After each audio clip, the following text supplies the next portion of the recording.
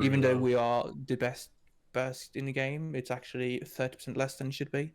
So let's hope to fix that, and then we will Oh, properly scale with haste as we should be. Hello, Taeznak. how's it going? It is going good. Long time no talk. And then Biceps, this is the first time we're talking, I believe. Hello. Hello, yeah. Hey, how are you doing, man? I'm doing good. Since Biceps is the first time you're on my stream, I can already tell there's a lot of people in my chat who are big fans and know all about you. But for the people who do not know who you are, if you could introduce yourself, that'd be cool. They all know Taeznak for a while. Sure thing. Yeah, I write the Frost and Unholy guides for Icy Veins and Wowhead. I also do quite a lot of YouTube videos and Twitch, all primarily guide related. Okay, very cool. Wait, you do the Wowhead and Icy Veins? Yes, That's actually I took sick. over Icy Veins a couple months ago, I'd say. Not a lot of people, yeah, not a lot of people actually do both. Usually they try to like get different people, or maybe like one of them gets exclusivity. So that's good. That's also probably paper. I bet that makes like a pretty decent amount of money. So definitely that's nice. Nice for you. Okay, so we can get into 10.0.7. We can get into 10.0.5. We can get into the quality of life changes made like right after the raid came out, specifically for like Plaguebringer and things like that, or whatever that talent is, the 5-second thing that got made to 10, and then the icy talents. But I just kind of want to talk. We know we talked a lot before the expansion, Taeznak, and then Biceps. I'm sure maybe you had a bunch of your own talks and thoughts about DK. I just kind of want to ask, how do you guys feel about DK in Dragonflight so far? Has it been fun to play? Have you enjoyed it compared to the past? Are you generally okay with the power level? We can talk about raid slots and raid buffs and things later, but like just generally speaking, how do you guys feel about Death Knight and Dragonflight? I'd say I'm generally very happy. I do enjoy playing Unholy and all kinds of content. For raid, we got the whole gargle mini game. It feels very good in my opinion with the high burst. I'm not sure that's not everyone's liking to have such a front-loaded damage profile, but I quite like it being on the top. It's And then unique. Mythic Plus, it is, yes. Yeah. And I think I'm not sure if it ever has been this extreme when you consider the proportional damage coming out in the first 40 seconds. Probably Boomy, last expansion, that kind of vibe. But it is very much unique, as you said. And then Mythic Plus, we have the disease build. I very much enjoy it. It is quite different from what we played in the past. It scares well. It's like satisfying to play. I don't know. Also, when they change the quality life things, I'm very happy overall. I don't see any specific weaknesses at the moment. In my Yeah. specific time playing it, I've also noticed that I actually like the new idea behind like the disease build. That feels like distinctly different than ways you've played this class in the past. In a dungeon, like you've always had like the epidemic spending, but just the whole like keeping the diseases up and like early Plaguebringer stuff, I feel like has just given it a lot more viability outside of just having to go full into bursting swords. Like I think the fact that you have the opportunity to do something as potentially powerful and unique as bursting swords, but you're not shoehorned into it, right? Like you have the option to play something much more versatile, especially with pug tanks. I just think is a great thing that they had. I think one very important aspect is that you don't need to play around the Deafening K AoE. It's a very small aspect of like your overall AoE. You can run around, you can do whatever. It's not tied to whether or not the tank stays put. You will still essentially do your full damage. I think that's a very big plus. And then yeah, like you said, they brought back Gargoyle. That is probably, this is stronger, I think, than it's ever been, right? This is the most like damage you can do in an opener in Unholy DK history. Is that correct? Yeah, I think so. It was fairly close in Legion, but I Yeah. do think all of the buffs we got in addition to the Legion stuff makes it just super potent. I was actually kind of talking about this a bit on my stream while waiting for you guys to come on. Uh, this is actually just one of the conversations that's surrounded a lot of different classes currently, where some classes have it all. They have, well, they don't have choice, but they have, a build that kind of just does everything. We can talk about this with Frost, because I think Frost actually is kind of like this. But Unholy is like the opposite, where, your gains when you go full AoE in the right scenario involve you dropping so much single target, and then the same vice versa. Obviously, there's some builds in between, but if you're talking about fully optimizing for single target or AoE, there's just big losses and a lot of talent changes. Now, that's cool because you have different builds, different play styles, and you have to spend a lot of points to do it. But I think we're in this weird cross section in WoW talents right now where some classes are, enhanced shamans are probably the best example of this, maybe demon hunters and maybe even Frosty K, of classes that are going to do what they're going to do without changing any talents and they're really good at both, which makes them really potent and good classes for Mythic Plus and Raid, depending on, Frost is a little weird, but they don't really have a lot of choice. And I think finding the middle ground between that has been interesting. What has your all's experience been like that with Unholy, and what is your opinion of that kind of design style for your class throughout this expansion? It's a little bit rough, I will say, for Unholy, because it does suffer that issue, like you said, of that just general hyper specialization. You're either going to do amazing single target or you're going to do amazing AoE. There is no real good in between because you're sacrificing so much one or the other. So you end up just kind of mediocre at best trying to do both. But it ends up being this weird situation where you're kind of stuck. If you choose to do one, you can't really swap to the other without fully swapping. It's kind of rough. And that Frost is in, like you said, the opposite boat. It's super generalized. You can do single target, you can do AoE, you can do cleave, you can do whatever with the tree in the same build. But that also makes it a little bit too cookie cutter friendly, in my opinion, because you're just gonna set up your build and then that's it. You're done with it. There's no real creative thinking behind it. I just think there's like, how do we find the middle point in design to where both work? Because like there are people happy with both. There are classes. I actually did a poll the other day and it was roughly 50-50. I asked them, would you rather have one build that is good for AoE and single target, you never change any talents, and you absolutely crank, and it means you're great at all Mythic Plus involves both, all hard Mythic bosses, especially end bosses, involve both. It means you're great and you're a meta class almost universally. Or would you rather have some losses while choosing other talents, but you actually have real choice and you're literally playing different versions of your spec based on what you're choosing? And which one would you rather have? And the answer was roughly half and half. And I think Blizzard is feeling that too.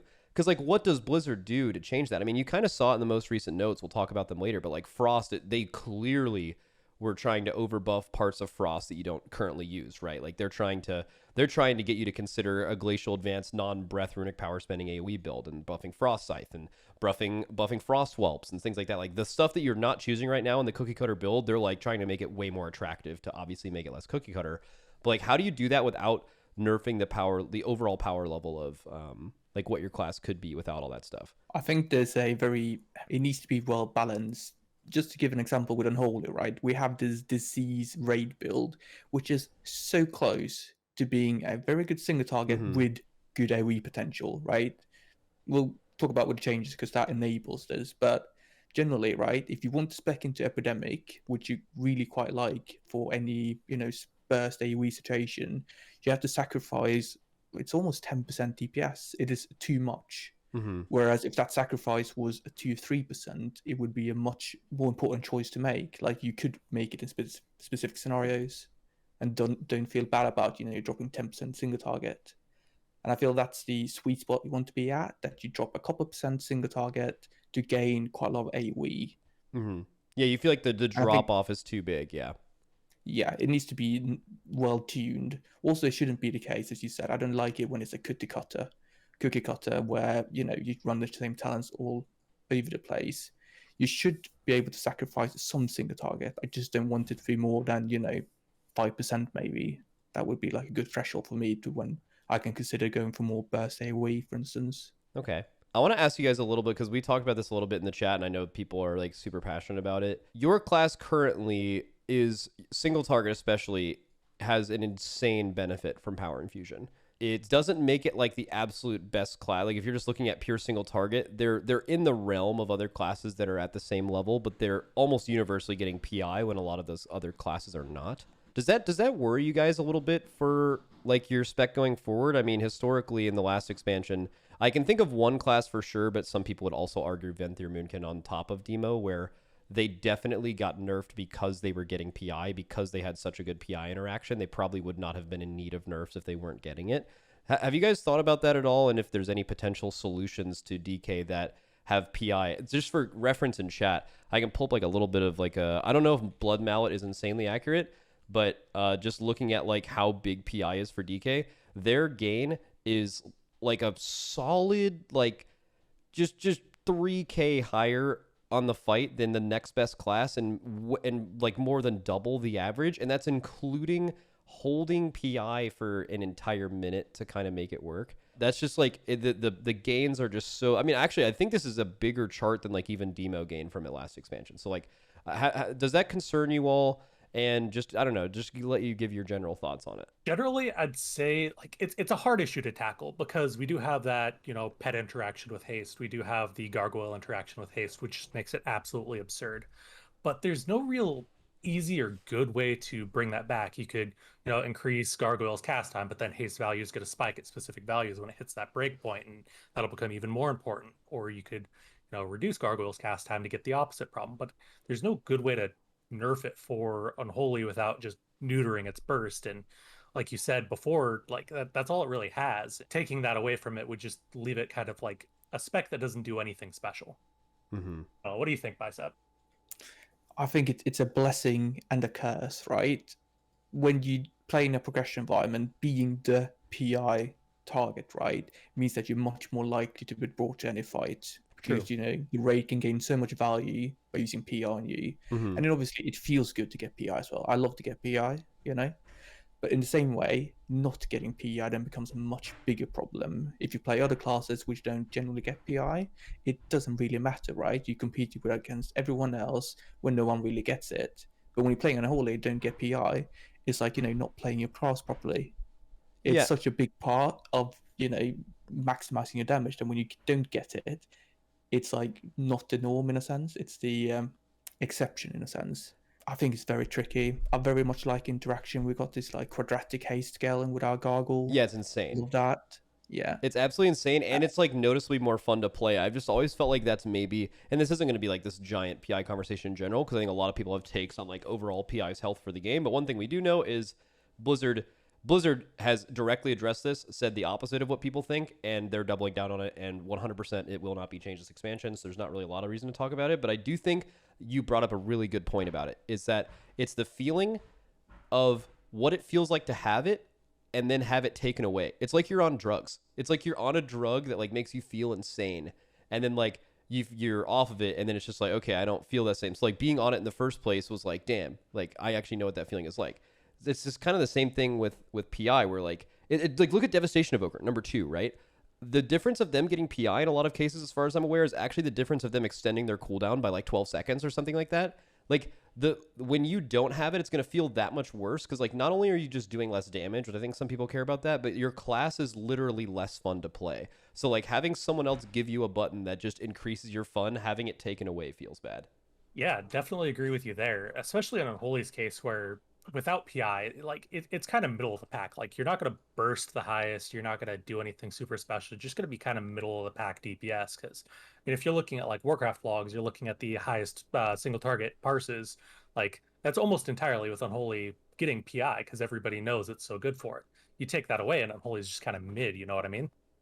Yeah, and I don't know how they really tackle that. Like the way I'm looking at it is this is probably going to be the case for the rest of the expansion. The only way that it won't be is if they do something with Unholy that reduces their burst in the opener, which would feel bad, but they made up for it with more consistent 45-second damage windows throughout a fight. Because that's actually, in my opinion, that's typically been Unholy's strength. When you look back to like end bosses in last expansion, you guys tell me if you think they still have this profile. I actually haven't played it this expansion. I did Mythic Zeros. I played it a lot last expansion. But what you used to do is like, you weren't the class that was going to burst Sylvanas in one of the damage phases. You would be fine with Lust. But what you did do is you had your 45-second cooldowns for every single platform and every single boss burn, and you were, I believe, literally the only class in the game where that was true. Even monks had a set where they didn't use clones. So you were just like, you had this damage profile that no one else had. Do you feel like Unholy still has that? And if they, in like a normal single target build, and if they don't, do you feel like there'd be some middle ground where you could still have decent burst on the opener and still have just such a strong toolkit for those like things that have kind of made Unholy really good for the last couple of years? This is a little bit of a tough one, because they did kind of work in a buff to that back when they buffed Unholy at the start of the tier by increasing Apocalypse to 20 seconds rather than 15. So it's already kind of adding into that 45-second ramp. But right now, it's just a little bit too much front focus, like you did say. I do think putting a little bit more into Apocalypse, maybe Dark Transformation, or even Magus of the Dead would be a good compensation if they were to reduce the upfront burst. I don't know. What about you, Bicep?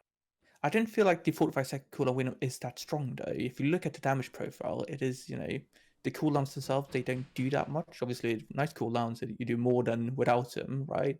But then they're also nothing compared to your 3 minutes, right? I also feel like, if they were to solve this issue, they would have to nerf Gargle to the ground. Which would probably And, be you know, net I don't, worse. Yeah. yeah, and I don't want to see that. Like, I am very much a fan of this playstyle. I know it's not for everyone, but I wouldn't be unhappy if this was the state of Unholy for the rest of expansion. Okay, cool. Yeah, I guess another thing too is like when I was asking about that, it's possible that the 45-second, like all those buttons are still there, right? Like just like last expansion, when you're pressing Virulent Plague, you're making your guy go big, and I don't think you play APOC right now, right? Is that the case? You don't play 45-second Oh, APOC? we do. You do? Okay. And like when you press that APOC on that window, obviously it used to be a little bit longer cooldown. That was at least like in that 45-second window after Lust, you were like doing the most damage at that point than like pretty much every class in the game with like a normal raid comp.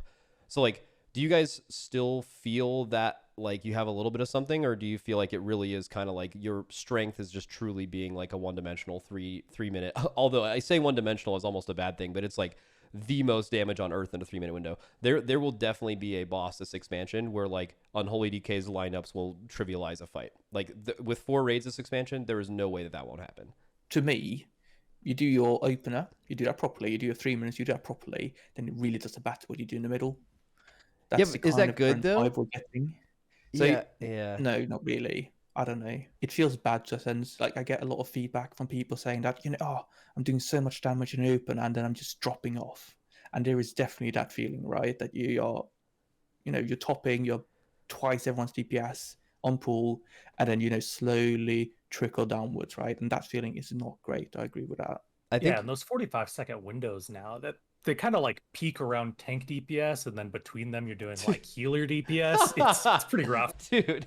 Yeah, but it's so weird because like it has that. Dude, honestly, this is the most reminiscent of Venthyr Moonkin, where like Venthyr Moonkin had all the damage in the world, and they literally did tank DPS for the other minutes around it. But then they were sometimes when you're so good at one thing, you just become the best class. And that's been super, super strong. I think DKs could have an issue with that though. In some scenarios, that's really good. Like Kurog in this raid, the intermissions are irrelevant, right? When Kurog, apparently I haven't done it since then, but apparently they nerfed Kurog like insane. It's super easy now. But like when you do the intermissions and like those 2 little ads, you don't need to pop any CDs there. So Unholy DKs just become the best boss damage class because they're getting 3-minute with PI at the beginning of every single time you're hitting the boss. And like that is so powerful. It's the exact same thing when you used to stop DPS and delay intermissions on Painsmith to like have your CDs come up in time. The same thing on Fate Scribe where you'd stop DPS so your Moonkins always had CDs at the beginning.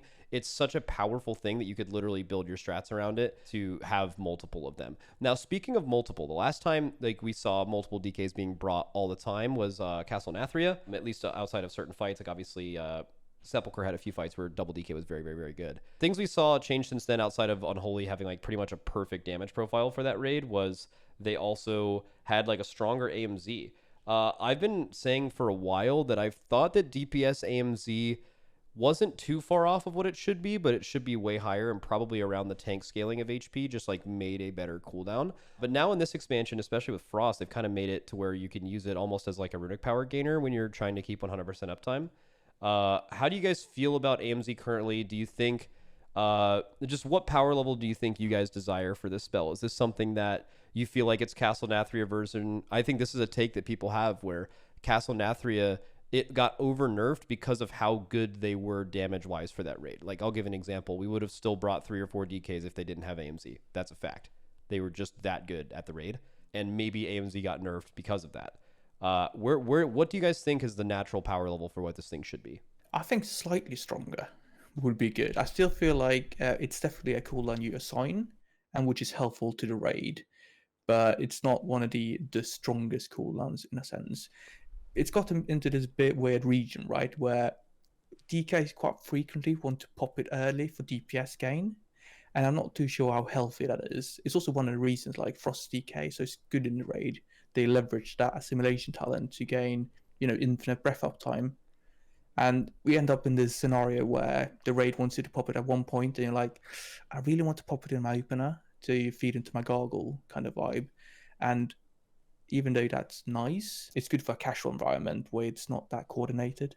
But in a mythic raid group, you might end up scenarios where it kind of feels bad to use it in the right spot for the raid. See, that isn't the right spot. That's really interesting that you say that, because I actually think and I think Anti-Magic Zone should be stronger. And I think even having the DPS one just be as good as the tank one because it scales off their HP, I think just that alone would be like really, really good.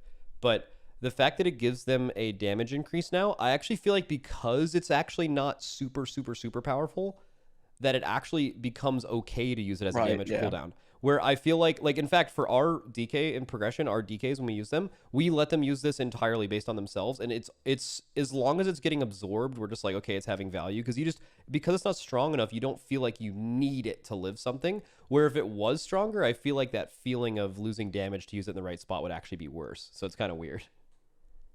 Yeah, it is definitely an awkward spot, especially for Unholy, because I mean, at least Frost is using it mostly on cooldown, that they're trying to hit that 2-minute cycle. Unholy's holding it, for 3 minutes if they're using it for DPS purposes. So it does lessen its value for the raid too if you're playing Unholy, which makes it a little bit more on the awkward side, trying to use it as a raid cooldown. It's also used at the opener, right, where you have 0 value to the raid, because that's never a point where you actually need any healing, right? Correct. Or anyone is close to dying. At least Frost, you can do it a lot later and it still has value because your breath will be up 40 minutes, a minute and a half in, right?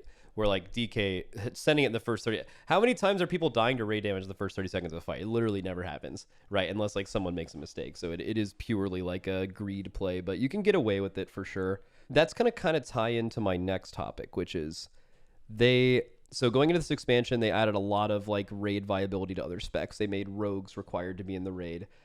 They gave a few other specs something that like required them to be in the raid. And I know there's a big conversation at some point and something I directly asked Ian and Morgan about, which was there are class buffs in this game, and currently 10 of the 13 classes, or I guess technically 9, are like so good that they have to be in a raid comp. And the other 4 classes, maybe it feels worse than before. And DKs have never really liked the whole, oh, well, when grips are good, you want a DK because grips cannot be like replaced. And while that is true, no one likes being that class that gets brought in for grip fights, right? Like that feels bad if that's like the state of the class kind of.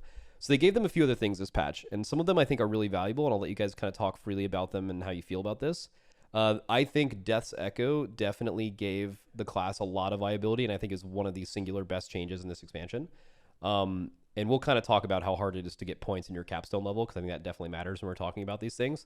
And then they also added Insidious Chill, which when it first came out, it looked like a Curse of Weakness style thing, and it looked like it actually would have had some value to like maybe bring a DK all the time, because at the time Weakness was no longer in the journal and not in their trees. They did end up adding it later, and then rogues were playing a trophic poison and not the attack speed slow. So like, but you ended up running multiple rogues, so it didn't matter, right? But like, how do you all feel about now you're in the expansion, you know what your classes can do well, what they can't do well. How do you guys feel about a DK's position in a raid environment right now? Do you think it's something you're comfortable with? Do you feel like they need a little something extra? How do you guys feel? It's kind of just mid, isn't it? Like you have this situation where like, okay, grips are really good on some fights. If you look at like Dathia, for example, like grip can be replaced there, though. Fights like Kurog, you don't really need them there, even though there's a ton of ads. It's just in this kind of situation where all the utility it brings is just okay. It doesn't really shine in any regard. It's like AMZ, Abomination's Limb, Insidious Chill, Death's Echo. All of that doesn't really matter if those aren't being used actively. You know what I mean? Mm-hmm. I think it's a bit of a curse to have grip, to be honest. I feel like it is a very clear reason for the devs to not give us more, in a sense. If you look at it, be like, this is mandatory sometimes, right? Ticked off. We don't need to give them something which is mandatory always. And I think that is specifically preventing DK from being like, a proper raid utility class like so many others. Yeah. I found it weird, and if I'm a DK, I would have felt a kind of ways about this. This is actually an Atlas take. Monks are another melee class, and like monks and demon hunters and warriors are in this weird like bring some tanks of them and some melee of them depending on their current setup. And like you just try to find the best value of like which spec you're bringing to the raid, and you're trying to balance like all the buffs that they bring, right? And monks already brought something that was required to be on every fight. The physical damage debuff is absolutely insane. You need to have it on every fight. And then they also gave them brand new this expansion 4% avoidance on the entire raid when you're stacked and a 10-second fall off, required to have on any hard content. 8% healing increase in the entire raid with the same parameters. Insanely strong. I think it's crazy that they added 2 of those things to monks And I think they easily could have added one of them to Death Knight. In fact, I think even like something lore related could have been Insidious Chill was just replaced with Vampiric Aura or something, and it's just the healing taken increase, and it would totally make sense within the class. It would make them viable in raid. But then it would come down to a very interesting question. How would you feel as a DPS DK if in your class tree you had to choose between Death's Echo, a raid buff, while still getting all of the sauce you need to get at the bottom of this tree? I'd feel real bad, man. Yeah, I just feel like there's so much good stuff down here, man, and it's so hard to path through it, and like, why is blood draw in the way? You know, like, it's so rough. It really is. Like, the entire bottom of the tree is just all stuff you really want all of the time, but you can never have it all. And if you had to choose between like Death's Echo or a raid buff like that, I don't know, because like on Dathia, for example, or even Razageth, Death's Echo is almost required to be able to survive those knockbacks, adequately. Not having that just really takes away from Death Knight's viability in this raid tier. Oh yeah.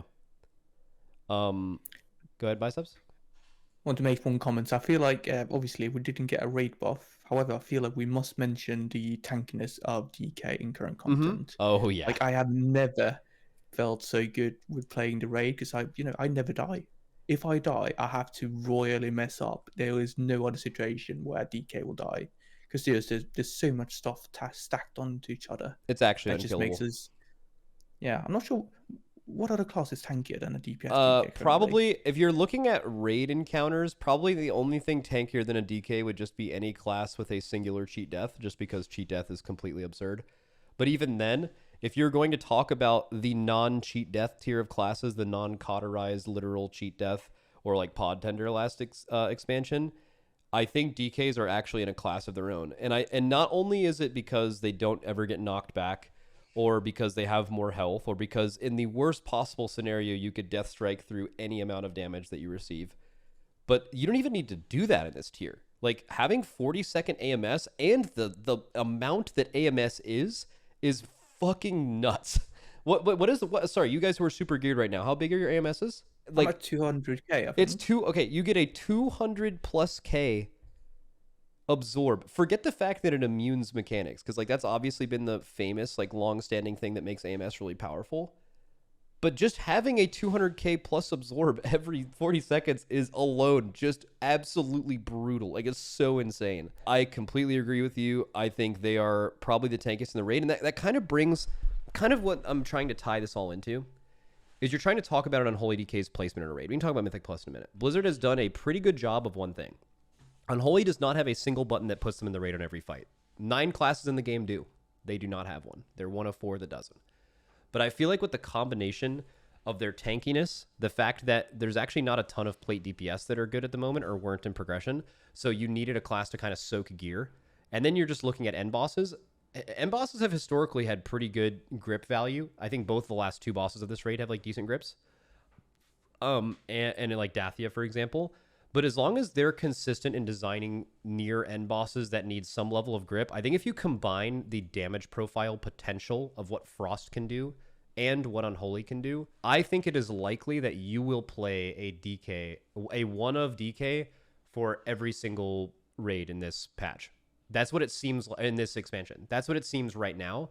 And that's without you guys having, it's because of what you can do with everything involved. It just seems like they're just such a safe class to bring into a raid. I just want to know how you guys feel about that from playing with it. Yeah, I mean, it's kind of like the jack of all trades class. You can fit any damage profile, you can survive basically anything, but you don't do anything super special outside of the grips in some scenarios. So I do feel pretty similar. Like, it's probably going to be in every single raid, but maybe not for the same reasons it was before, like needing a death grip or Correct. Whatever. It may be just, hey, this is a lot of damage and we need to reduce some impact on the healers. Let's bring a DK just to do that, stuff like that.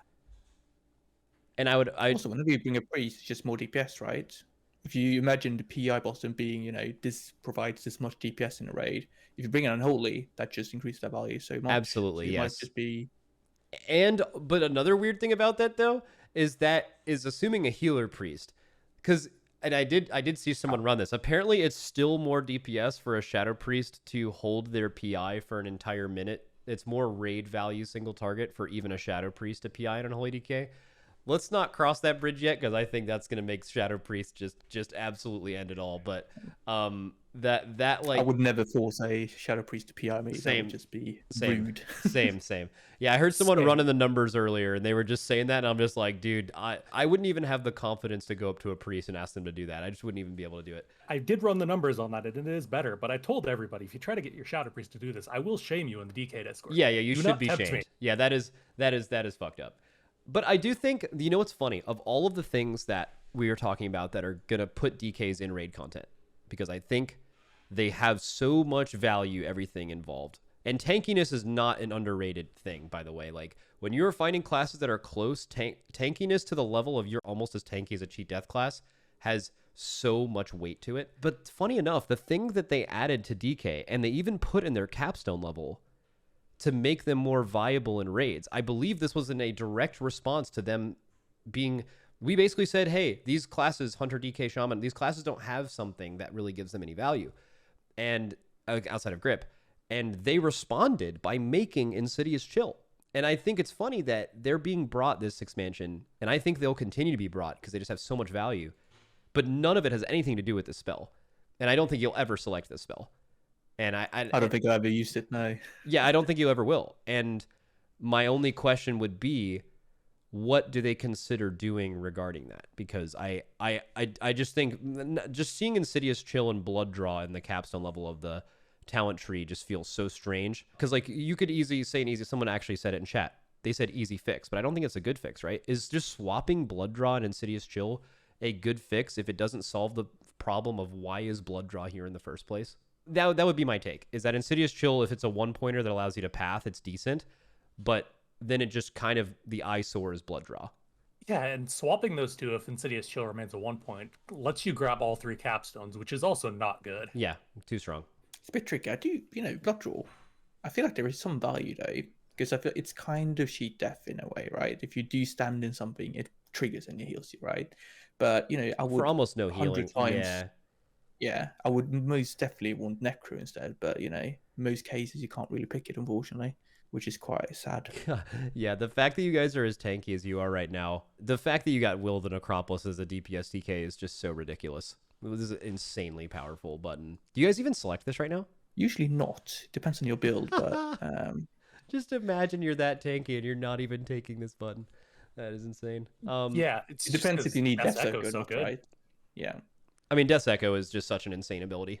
Every single button that is attached to this thing on the tooltip is massively benefited by having 2 charges. It is an insanely well-made ability. So let's kind of talk about Mythic Plus for a bit. Take the floor. How do you guys feel about DKs and Mythic Plus right now? Chat, if you guys have seen the MDIs going on right now, you're seeing a 1 of Unholy in every key. This is something that probably everyone saw coming in beta with the return of Festermite and the ability to stack a bunch of things on one target and blast it. How do you guys feel about DKs in dungeons right now? I can say I don't push very high. I do 22s max, Okay. But I feel powerful in a good way. So I got really good gear. So I expect to do lots of DPS, and I can say pretty much every dungeon I do, I top the damage. That feels nice, right? Mm-hmm. And I do understand, right? I do like to see it Unholy in the MDI. I understand it. The scaling potential is simply, higher than everything else, really. We have quadratic scaling all over the place, depending on what the build you choose. Mm-hmm.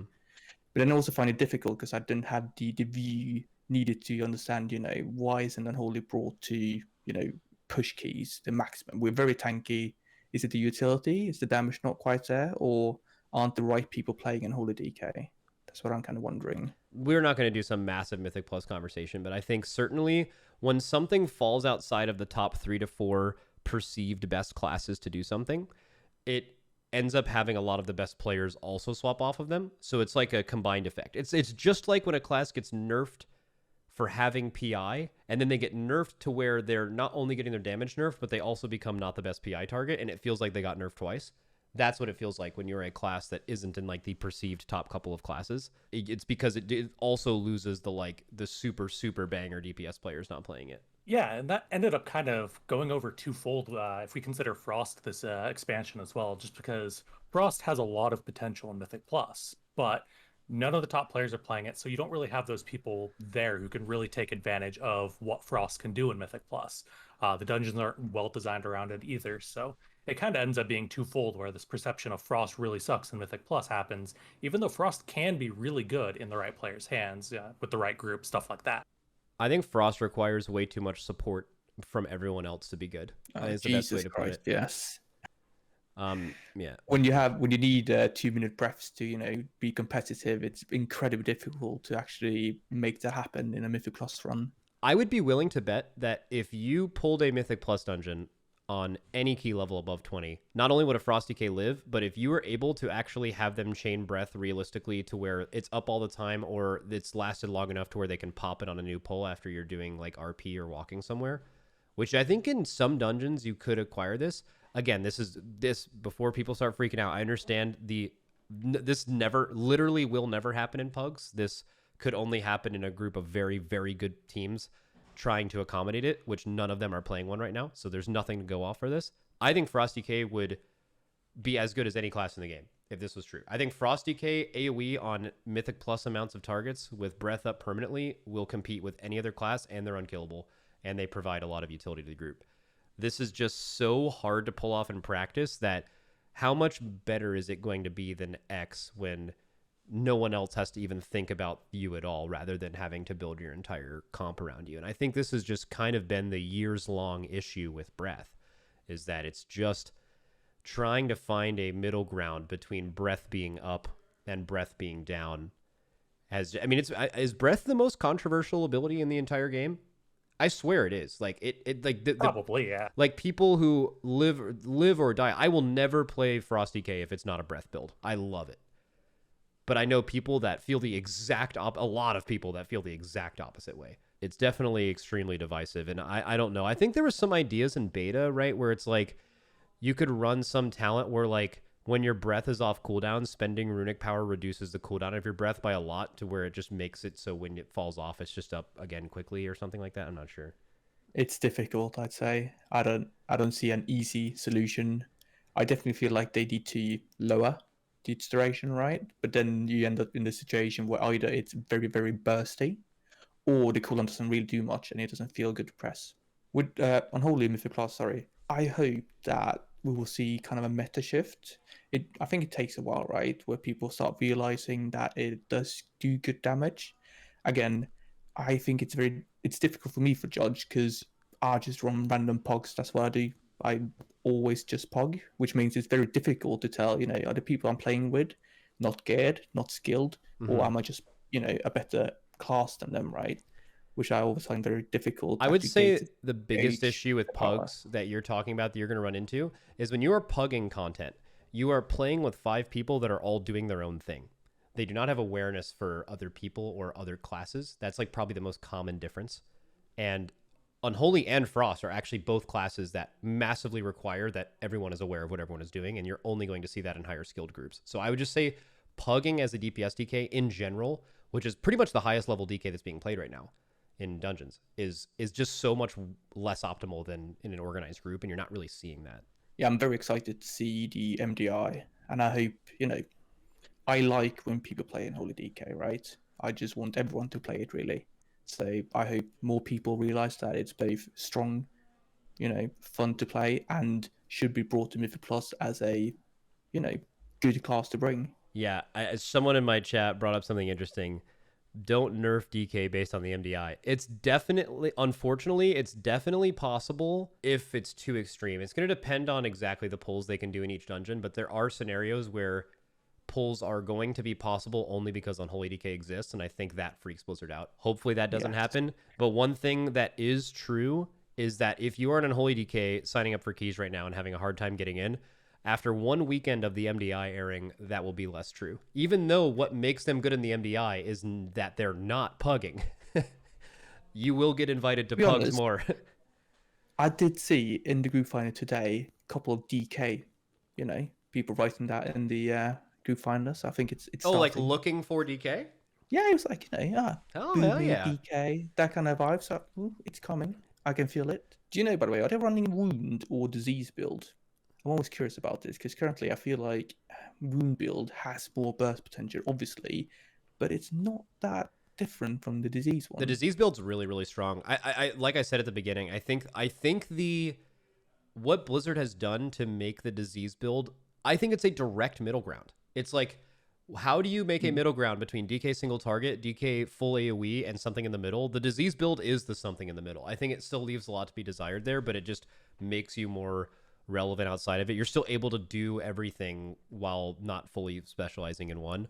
I find it really hard to believe they're not going to be playing the wound build. Maybe there's some dungeons where this is the case, but when you're doing the MDI, you're just going to be playing to a class's strengths, and every single pull that they do is going to be entirely based around them having the biggest shit of all time. And I just think that lends itself to wound build more than anything else. In fact, there's no way to run wound AoE plus gargoyle funnel into a boss, right? Can you do that? Is there anything you can do to like kind of do that? Because that's what I think they're going to be trying to do. Because if you remember back the last time Unholy DKs were insane in MDI, what made them insane was obviously their burst AoE, but being able to throw your big single target into a boss, like in the Reaping season of MDI, or even Mythic Plus in season 2 of BFA, I think it was, that they did more boss damage when they were AoEing on top of a boss. No class could probably even come within like 30% of them. It was insane when they had army. But I don't think there's a way to do it right now. There is actually. This is a build I actually theorized a while back. Well, this is not Bursting Sores, right? This is Ebon Fever. Yes, this is a disease funnel setup, actually. It doesn't go to Bursting Sores. You could if you wanted to. Okay. But basically, it allows you to funnel all that epidemic damage you're going to be doing right into Gargoyle and just absolutely blast in single target. This has been something on my mind for a while. I actually think it might appear in the MDI, but I'm not 100%. Yeah, because that is like what sets people apart in the MDI. Like, there's so many classes that can do Giga AoE. In fact, you're seeing like the emergence of Feral Druid, right? A lot of classes can do that. What a lot of classes can't do is turn that into a boss dying fast, which is really what separates timers. So if they're running Unholy universally, I bet you're going to see the best teams figure out a way to, even though it's unconventional, and even if they lose overall AoE, obviously they're not running Vile Contagion with like Bursting Swords build. This, you could see something where they're absolutely blasting bosses. So yeah, all you got to do is swap a couple points out of Morbidity into Vile Contagion, swap over to Clawing Shadows from Plaguebringer, and you're there, basically. Yeah. Okay, so that's definitely really interesting. I want to move on to talk about the changes that have kind of happened to Unholy this expansion. So you guys were, I would say, one of the first classes to like really get a lot of good changes in your tree in beta. Like when it was initially released, there was a ton of problems, but this is so funny. I had this conversation. This is when I was doing all of those talks like every week for every class, and I actually had dinner with Skarzard at the time, and we weren't really talking about a lot of stuff talent tree related. I just remember like kind of bringing it up because he had like some takes on it. He doesn't work on the talent trees, so he was just kind of talking about what he thinks about it. And I remember bringing up the DK one, and it's like, man, it kind of sucks when hunters are getting all these posts, and like some classes like DKs really aren't hearing a lot from the devs. And he stopped me instantly and was like, dude, I need you to know that the guy that makes DK is not someone who wants to be in the spotlight. He does not really like being known for things. He's not going to post the changes to the talent trees from his own account. He's going to send it to a community manager, but he is a goddamn beast. He could not stop talking about how good this guy was at his job, even though he's not someone who's like going to try to be very public.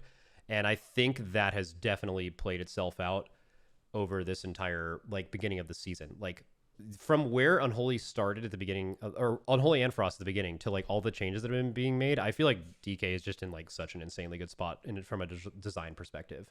Yeah, and our designer is awesome. A lot of people think he's absent because Frost hasn't gotten a rework yet, because a lot of people feel like breadth is too long, obliteration isn't good enough, all of this. But I can guarantee you, with all the changes that DK is getting, all the focus that it's getting so far, like that's going to continue, guys. Just chill for a while and wait until the guy's ready to show it. Yeah, he is not someone like talk about the difference between two people's like way of communicating with the community. Is the hunter guy basically was thinking out loud. And that's actually kind of like how I am. Like he was basically just like going through every single thought process, and the community ate it up and they loved it. But even then, the hunter tree released really flawed, and there's still a lot of issues with it that they want fixed. The DK guy didn't say a word, probably intook all that information and made all the changes at once, and it was like 5 paragraphs, and almost every single thing made sense and was so good. And so like obviously like people go about those kind of things differently, but he literally gave me such a high opinion of this DK dev, and then exactly what he said happened. So I would say DKs are definitely in good hands, except a lot of the stuff we talked about earlier probably still needs to be looked at. Okay, 10.0.5. I need to find the post for it. All right, initial impressions on the most recent DK changes. So I said earlier, I think it seems like they're kind of targeting... Now, they made one insane change in here, but it seems like outside of the cleaving strikes change, which just seems overall just insane, it seems like the rest of them are kind of designed to make you maybe consider more talents you don't often play. What do you guys think? I think it is very clearly to make Obliteration the build in Mythic Plus. Like every single change here, except Frostbite, tells me that, right? Glacial Advance, that's the Obliteration talent we run, right? Frost Strike, Breath doesn't care about it. Unholy Frenzy, also something that Obliteration kind of needs to keep up. And then Cleaving Strike is also, it's all about the Obliteration burst window. That has value for Breath too, though, right? Well, it's not even close when it comes to the same value. Obliteration is all about that Cleaving Strike window. Breath is kind of like a nice addition. Yeah, I can do some cleave there. I think you could rephrase that and say, Frost changes. Obliteration is now the Mythic Plus meta for Frost. I think that's the... Wait, you think that's going to happen? 10.0.7. So it's going to happen on Wednesday, right? No, yeah. These are changes. Well, no, wait, coming is this... in the next reset. Oh, yeah, I know they're coming in. I'm saying you think that Obliteration is going to be the meta DK spec in Dungeons. Yes. Essentially, I feel like, okay, if you're running a very coordinated group, Breath can be better, yes. But for 99% of everyone that runs Mythic Plus, I believe even now, Obliteration is better. Oh, I mean more like compared to like Unholy. Like assuming that you had the ability to play both. Sorry. Yeah. So within Frost, when we talk about Breath versus Obliteration will be the meta build. I don't think Frost will be better with Unholy with these changes even. My only issue with Obliteration, and I don't know if this is still the case, this is from a very brief impression of playing it in literally Mythic Zeros, by the way, so like this could be so wrong. I felt like Obliterate Frost felt fine on all AoE, but its single target was so unbelievably hard to look at. Like it was so bad. And is that still the case? It can do good single target, but it's also got such an absurd skill requirement, like low latency, like reaction times, everything, that it's just unfeasible to really do it. Wait, what?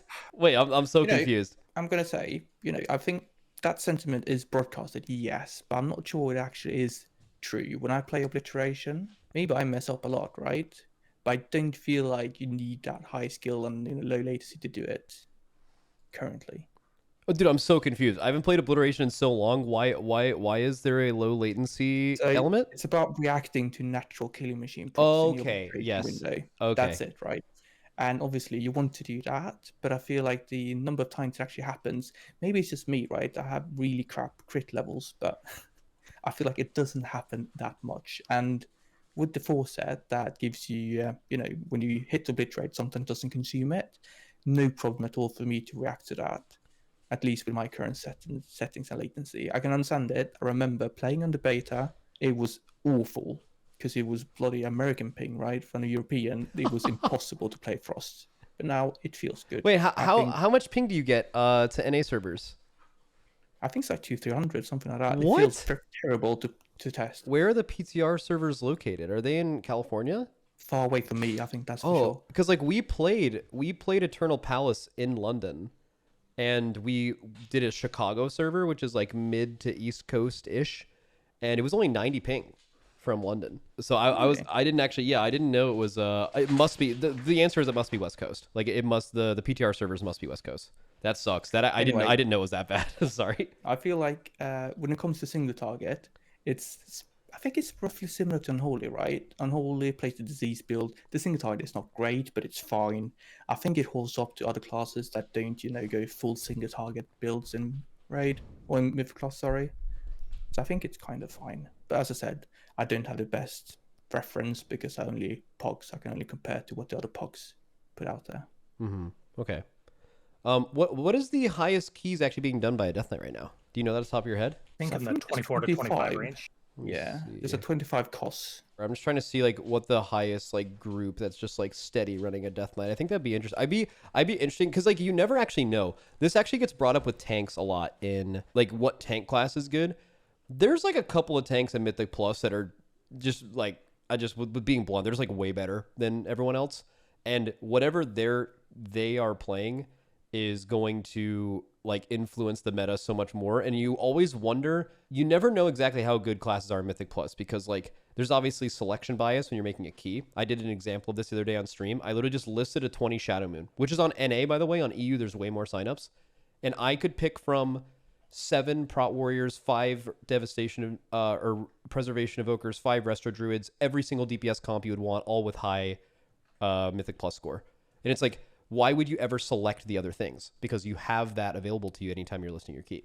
So like there's the selection bias, but then also it's you wish there was an alternate reality where you could see the top players all play all of the best classes to see how close they actually are. But in reality, because of the way gearing works too, there's always going to be playing the class that like they've decided to main or is perceived to be the best or is the best, and you're not going to be able to see how much below those other things are. So basically what I'm saying is I wonder how good Death Knight would be in a top team if played around even on live keys. I think it could actually have a lot of value, and more importantly it wouldn't die, which would be a kind of direct correlation to like maybe replacing Enhance, because I don't know if you guys have seen Enhance on like high 26s and stuff. Tyrannicals, they just actually just die like on some bosses. Like other classes will live and they'll just die. And Honestly, yeah. Yeah. I always find Mythic Plus so difficult to kind of gauge power level and everything. It's much more easier in Raid, right? There's lots of people playing. Everyone's on a level playing field. There's much fewer kind of variables that you need to count for, which always makes it difficult for me to, how strong is Unholy Mythic Plus? I really can't tell. I don't know. They have to be good in like Algathar. I feel like Algathar is like, in my short amount of time doing keys, Algathar is the key, where as a DK, I feel like I'm owning. Yeah, I wonder if anyone can beat a Unholy in Algathar, right? Yeah. What's the biggest burst you guys have seen first room Algathar, all the plants? 1.2 million. I don't know if you've seen higher bicep. I don't think so, actually. My pod groups don't like pulling everything. I've done 150k overall, so I think that's kind of like my that's good. Yeah. level to beat, essentially. Now keep in mind 1.2 mil is disease build, right? Yeah, I believe that was the disease build. I've seen bursting swords go up to around 1 million. I'm sure it has higher potential in the right team, though. I think there's a chance you see 2 million bursting sword damage meters in the MDI on a pull in some dungeon. There will be for sure. Oh, I'm sure. But like go back to, BFA and Freehold, that kind of pull. Yeah, man, I feel like the MDI is going to be super fun this time, if not for any other reason that, like, it's always going to get old because, like, the same dungeons and same people and all that stuff. But, like, initially, like, on live, the comp you run is totally different than what you're running for MDI right now. Like, MDI is running, like, a mixture of, like, Rogue, Shadow Priest, Feral Druid, and Unholy DK. I just think it's going to be pretty cool. Oh, and Fire Mage. Yeah, they're playing Fire Mage now, too. Okay, so getting back to Death Knight, I kind of want to leave the floor open to you guys. I've taken this around all the spots I think I want to hit.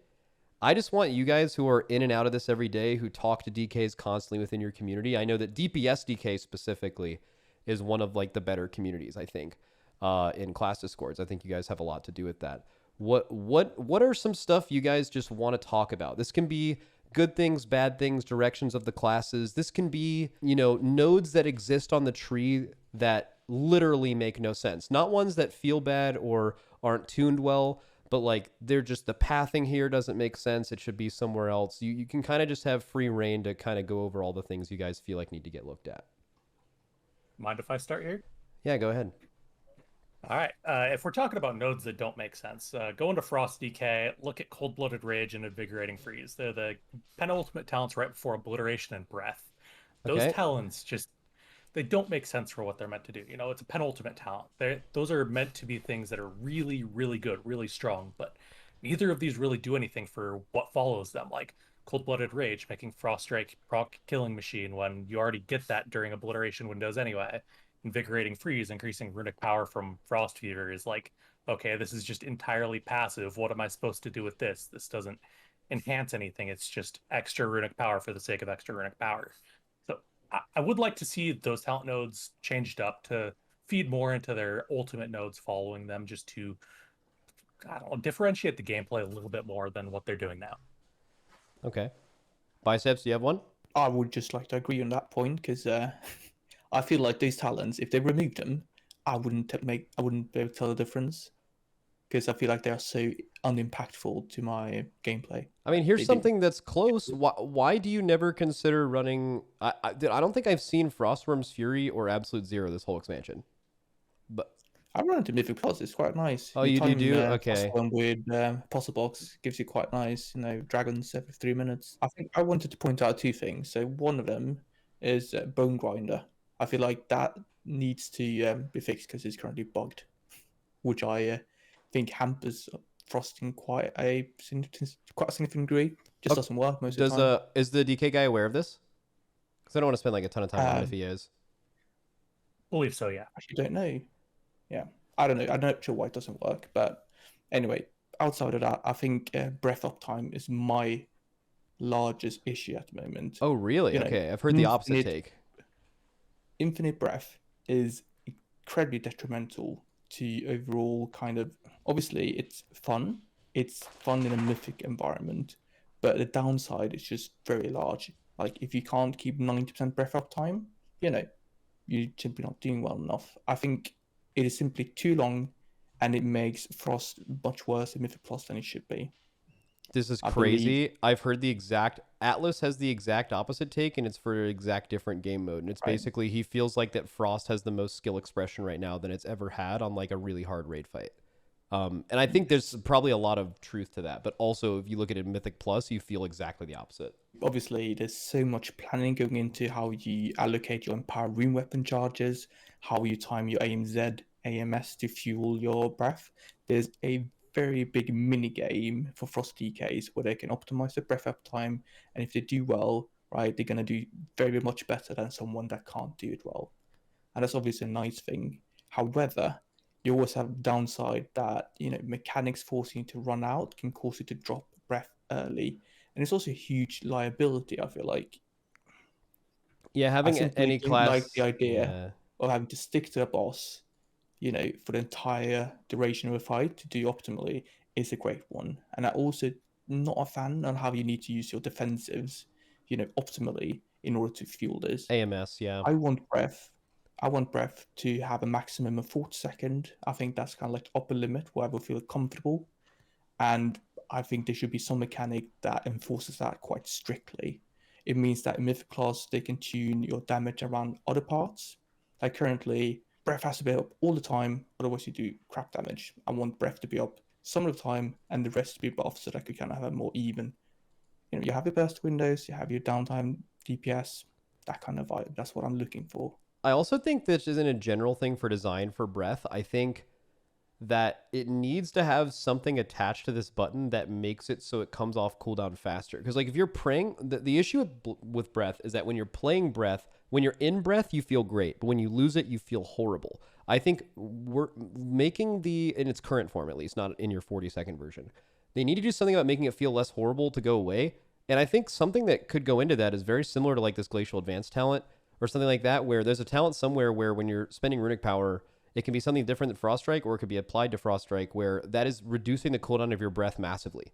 And something like Frost Strike is something you only press outside of breath. So it gives Frost Strike, a historically really shitty feeling ability, actually a lot of value, because when you're pressing it, you're also getting the thing you want up the most back.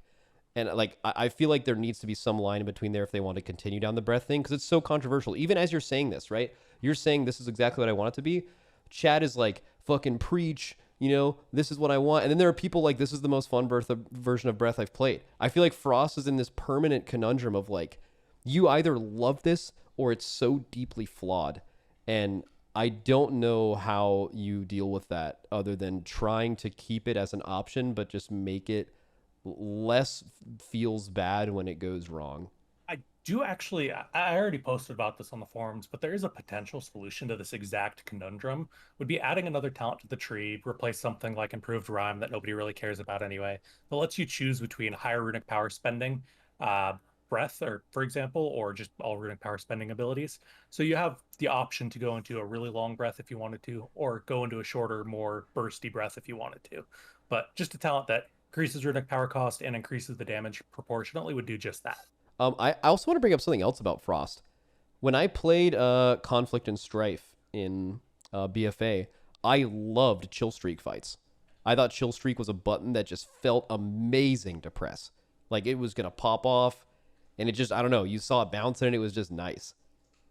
For me, it seems like this isn't really much of an impact, and you don't end up really playing this. And if you do, correct me if I'm wrong, you don't take any of the choice nodes surrounding it either.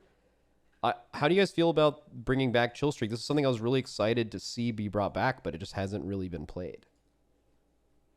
Same. Like I was like, oh, this is such a nice button we're gonna get back. It was so fun when we had it. I think one issue is that we haven't had that, 2-target fight yet, was really good. I don't isn't think Kurog? Dude, if you don't play it on Kurog, like when are you ever gonna play this button? I think the issue is that breath just takes priority everywhere. So you funnel everything you can into that high breath up time. And which means that if you took Chill Streak, you had to sacrifice some breath up time. So it's a direct cost associated with it, which I think is why you don't pick it. I think Frost just needs a couple of these things to be passive, and you need to just gain a couple points on your tree. Because if you have to spend so much to enable breath, forget about breath existing or not existing. If you have to spend so much to enable it that you don't even press a talent that is historically one of the best 2-target spells ever, then you just don't have enough points on your tree, or you're making people spend too many points to do one thing. It just seems wrong. I agree. Like I've also played, it probably doesn't deal enough damage. I run it sometimes in Mythic Plus and it's around 5%. It works quite well with obliteration, to be honest, because your average pillar cooldown is 45 seconds. Oh yeah. So you can time it with everyone, and that feels pretty good. But it just doesn't do enough damage there. You press it deals like 2 to 300k ish in the AoE. It doesn't do any single target, which feels pretty bad, and around 5% of the overall, which is also you're choosing between picking that or Frostwind's Fury.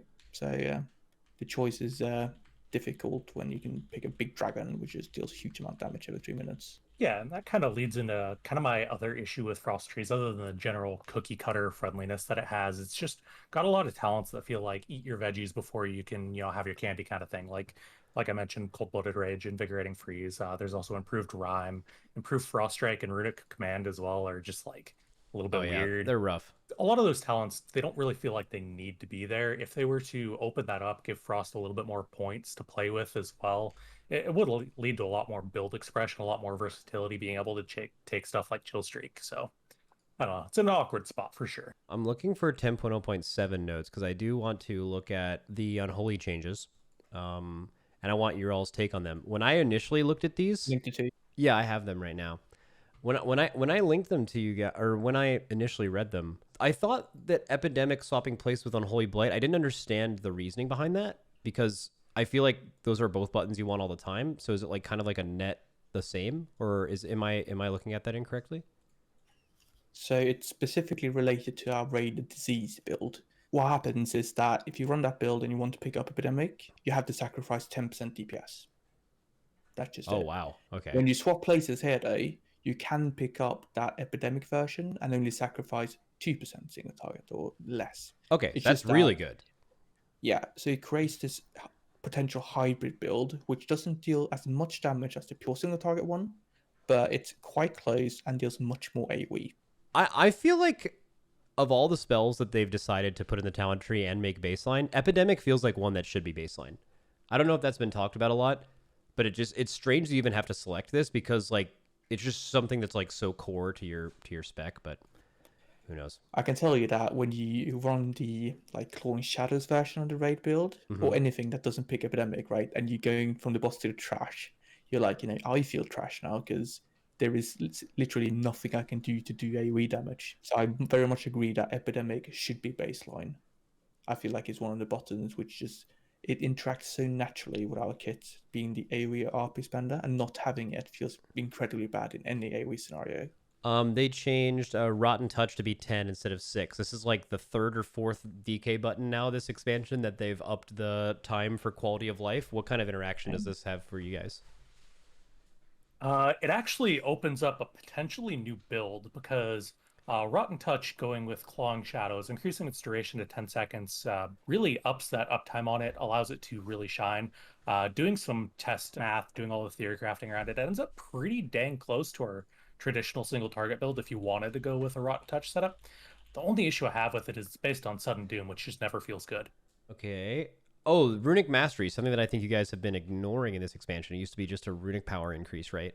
Now is also giving you rune regen rate 10% per point. Does that change the way you guys path in the tree?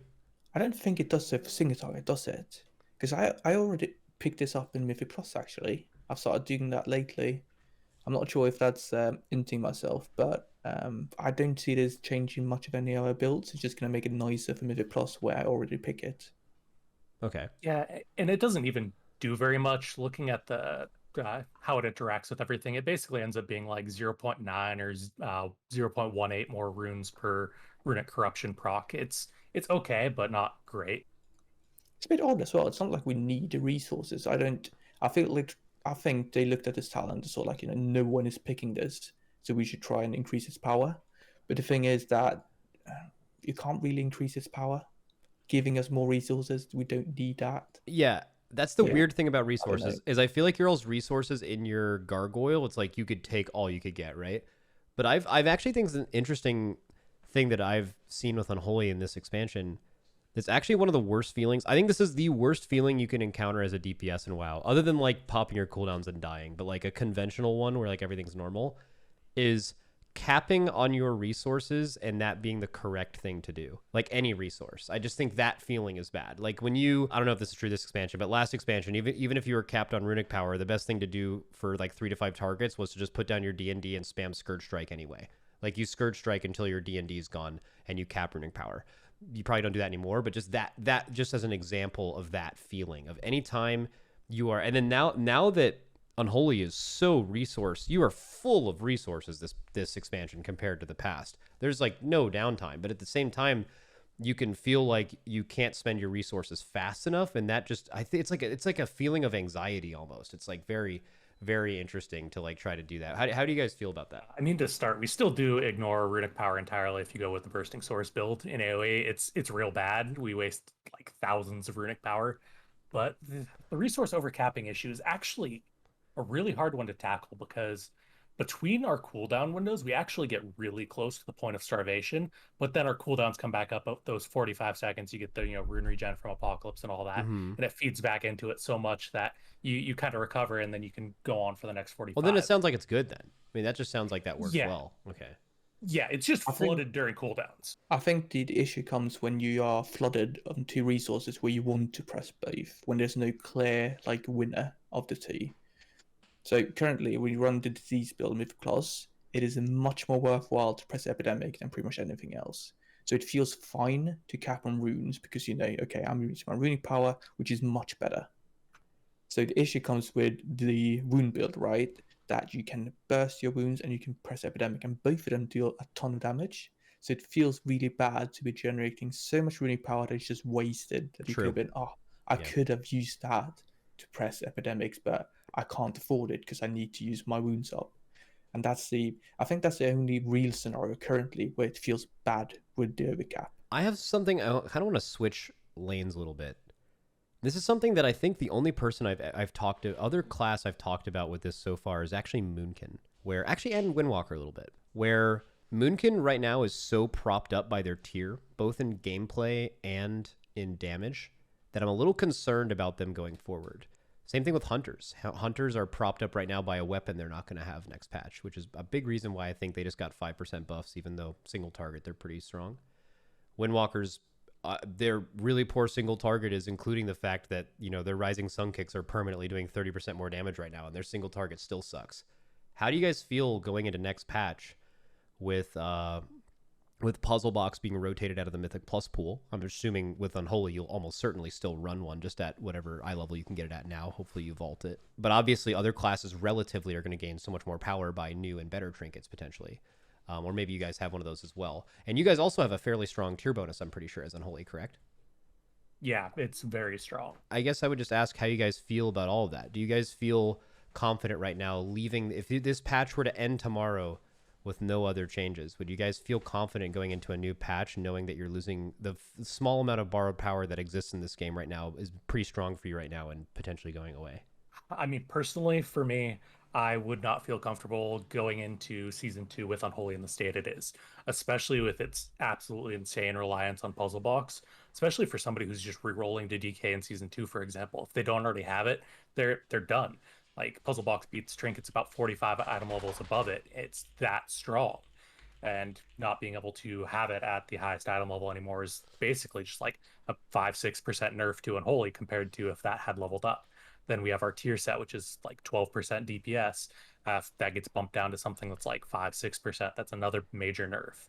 And Unholy's in this awkward spot where like it's propped up by this borrowed power so significantly that going into the next patch, if we don't have anything else to replace it, we're just kind of SOL. I think that's actually something where the big borrowed power sources of the previous expansions, which has been like basically the entire expansion, is now all that stuff is like very minimal, which something that's always been borrowed power is tier bonuses and gear and trinkets in general. But you've never thought about gear as borrowed power in the past because those same trinkets that you got from dungeons were always available for 2 years. And now every single 6 months, there is just a whole new set of gear. And it's just going to be interesting to see how classes that are so powerful with using trinkets that happen to be in this patch are going to scale up compared to some others. Like, for example, there are classes, and I think this is crazy, this is true. There are classes right now that are using Mythic 0 trinkets from Dragonflight dungeons that are going to be relevant eye level next patch, right? Those classes are going to have probably the opposite effect. Those classes are going to big time jump up. And I just hope Blizzard is aware of that. Not to mention that tier bonuses will likely get stronger in the future. While DK has a strong tier right now, maybe it won't gain as much as someone with weak tier right now getting stronger. If people remember at the beginning of the expansion, they wanted to be pretty basic with tier bonuses this time around, both in terms of their design and also their strength, because of how many other things in the game were brand new and changing, like the talent trees. But now that 10.1 is coming around, I imagine if they're going along with what they're saying, they're going to be a lot more involved. They may lead you down a different path of your talent tree. They may have you play something you haven't played before, which could potentially be good or bad. That's had mixed results in the past, but I assume their power level will universally be stronger. I think like the average 2 and 4 piece this patch, I'm just going to make this up, it's like somewhere around like maybe 9%. Some of the bigger ones are like 15, 20. There's like very few, and then like a lot of 10, 12s. Historically, tier bonuses have been 2 and 4 piece combined, like a 15% or above. And I think you're going to see a lot more powerful ones going forward. So it's going to be interesting to see where DK lands among all of that. Yeah, for sure. And is it cool if I address something that I saw pop up in chat? Yeah, go ahead. Sure. I see a lot of people talking about Iridius Fragment for Unholy as a potential replacement for Puzzle Box. And sadly, that one actually doesn't work because of the nature of the trinket. It actually starts out really strong and then gets weaker the longer it goes on. And that's the exact opposite of what Gargoyle does. True. So yeah. It works counterintuitively. It'll probably won't be bad. It probably won't be terrible, but it's losing so much value. Near the end of the 30 seconds, that trinket is gone instead of at its full power. Exactly, yeah. Hopefully they will make more than 1 3-minute, unused stat trinket, hopefully from the raid, right? So we do get some kind of alternative. I'm happy with something that is not as strong as Puzzle Box, but I feel like hopefully they will make something which is an okay alternative. And I also do hope they consider, making sure people don't run it in the next tier. Like, oh, interesting. I don't want a situation where you have Puzzle Box, right? And you need it from the vault. Yeah, right. You need it from the vault, and then people run it throughout the entire next one. This is such an interesting conversation. I actually want to ask you guys about this because I think this is really divisive in WoW, where if you listen to a lot of people, although albeit a lot of them are classic Andes, they miss the fact that you could like keep, items for like an entire expansion. It's like annoying that every single season you like replace every single thing you have. They like it if it's like 1 or 2 items or something you kept from a previous raid. And you're basically saying, I don't want to have to deal with that at all. I'd rather just have something new always be better. But I think that's just generally true though, right? Because like, let's just go ahead and poll everyone in chat. Even though it's correct DPS wise as a Moonkin to play a Mythic 0 trinket or whatever other class or a trinket from a previous expansion, type 1 if it annoys you that your eye level is donkey because you're using some old trinket. Even something as small and meaningless as that's just super fucking annoying, and like it's just something you don't want to deal with. So like I've always wondered like where that argument. How do you guys feel about that specifically? I mean, Bicep sounds like he doesn't fuck with that at all. Well, the thing is, right, you can't obtain it. That's the difficulty. I would be fine if you get it at 421, right, in the next season, but you can't, right? It goes out of rotation, so there's no way of obtaining it. You can't even go Pure back and RNG. farm an old raid which means that if you start next tier, there is no way you will be able to obtain that trinket, which means, like, you know, if you compare to someone that did play, you can never reach their level. And I think that is, you know, fundamentally wrong. Yeah. It shouldn't be like those old transmogs that are no longer in the game, right? This is specifically power level related. And I do not believe that should be arbitrarily restricted to someone starting the game a bit later. No, I completely agree with you. How do you feel about that, Taeznak? Same take? Yeah, generally, I'd say making something as powerful as Puzzle Box obtainable for a spec that needs it like Unholy is just the wrong way to go. It either needs to be like replaced with something newer, or they need to make it available. I don't think they'll ever replace it in its exact form. If you think about it, it is literally the singular best design for current Unholy that could exist. Not only is it a 3-minute cooldown with main stat passive and giving you your best stat that amplifies all the damage you're doing in that window, but also it is like a kiss curse, in quotes, like idea of a trinket where they're making you cast something for 2 seconds just to get the value of it, which obviously in turn they buff the stat you get by a lot because you have to do that. And that's something that Unholy doesn't care about because you're doing tank damage when you cast it. So like it is literally the best possible design, right? So it's definitely going to be actually wait, maybe if it was the other way around, would it be as good if it was mastery based? It seems like all the secondary stat based trinkets suck because passive main stat is just so much better. But like if it was like a big main stat proc, would that be better than mastery just for yeah, actually, because faster might exist. Yeah, that is something that I was wondering, but yeah, it is very unlikely that you will get a trinket exactly that good at this point in the expansion. I don't think that means that Unholy won't be as good, but Puzzle Box is certainly. Do you know how much Puzzle Box contributes to your damage? 15% or more. Whoa! Like in your burst or overall? Overall. And what's the next best trinket? Like 12%, and it's Blazebinder's Hoof. Yeah. Wow. that is absolutely fucking insane. If you pull it up on Blood Mallet, it makes for some good memes. I am gonna do that actually. Let's see. Unholy DK. That is fucking insane. Oh my god.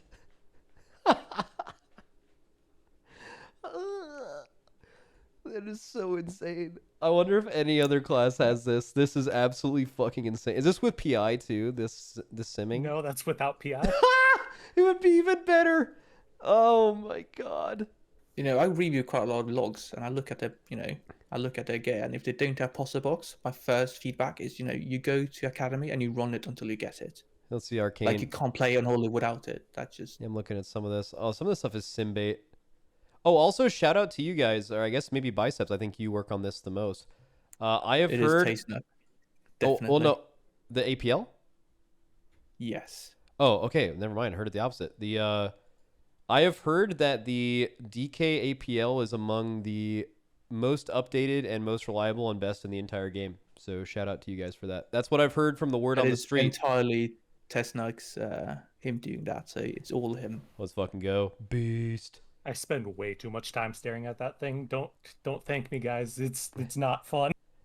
Obsession is often what makes you sick at stuff. Most people who are insane at stuff are just borderline obsessed with it at some point. Happens. This has been great. I don't know if you guys have any other final remarks or things you want to talk about, but I think this has been really informative. I learned a lot about this. Truth be told, man, I would play my DK right now. I love DK. I've played it basically every expansion in some fashion. Unholy and Frost, I've loved DK.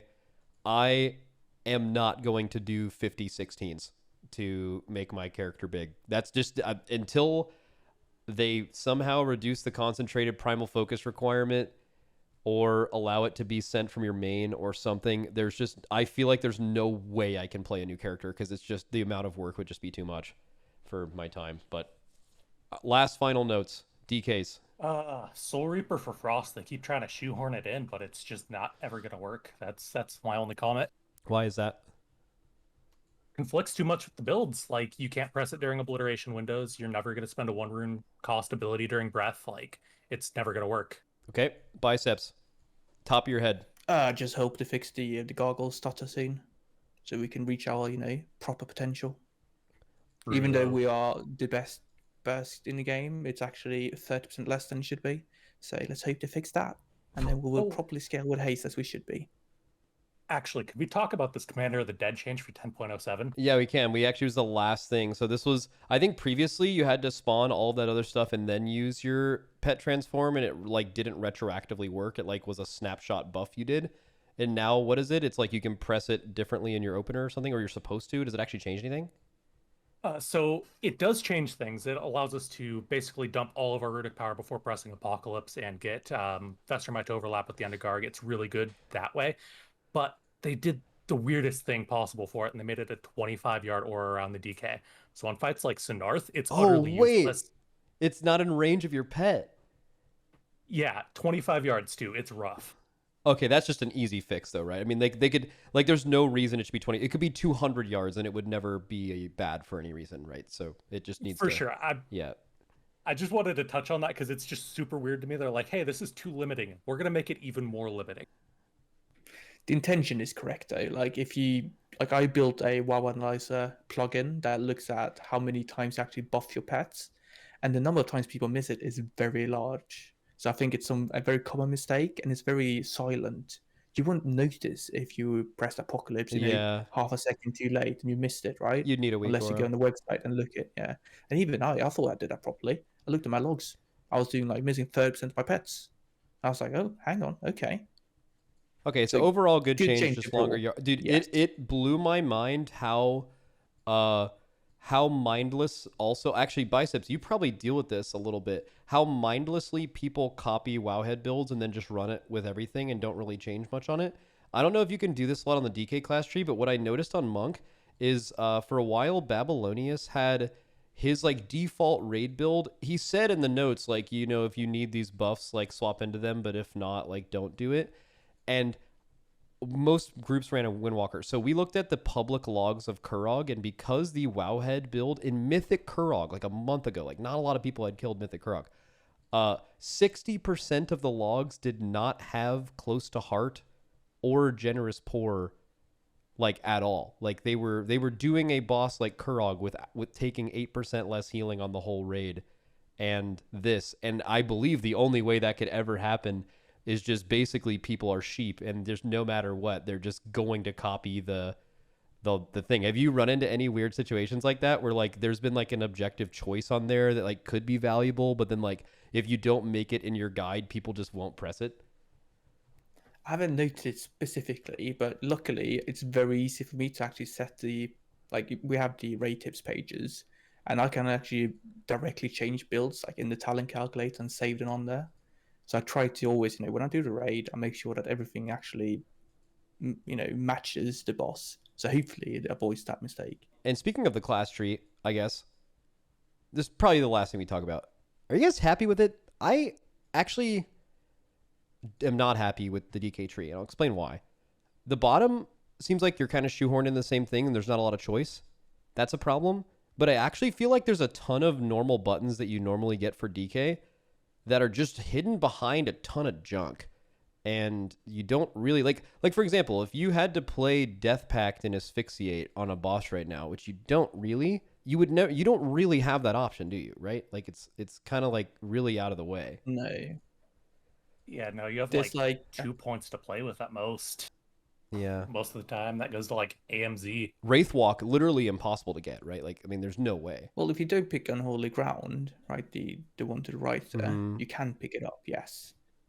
But generally, like, the vibe is to go to Unholy Ground and you go to Runic Attenuation, right?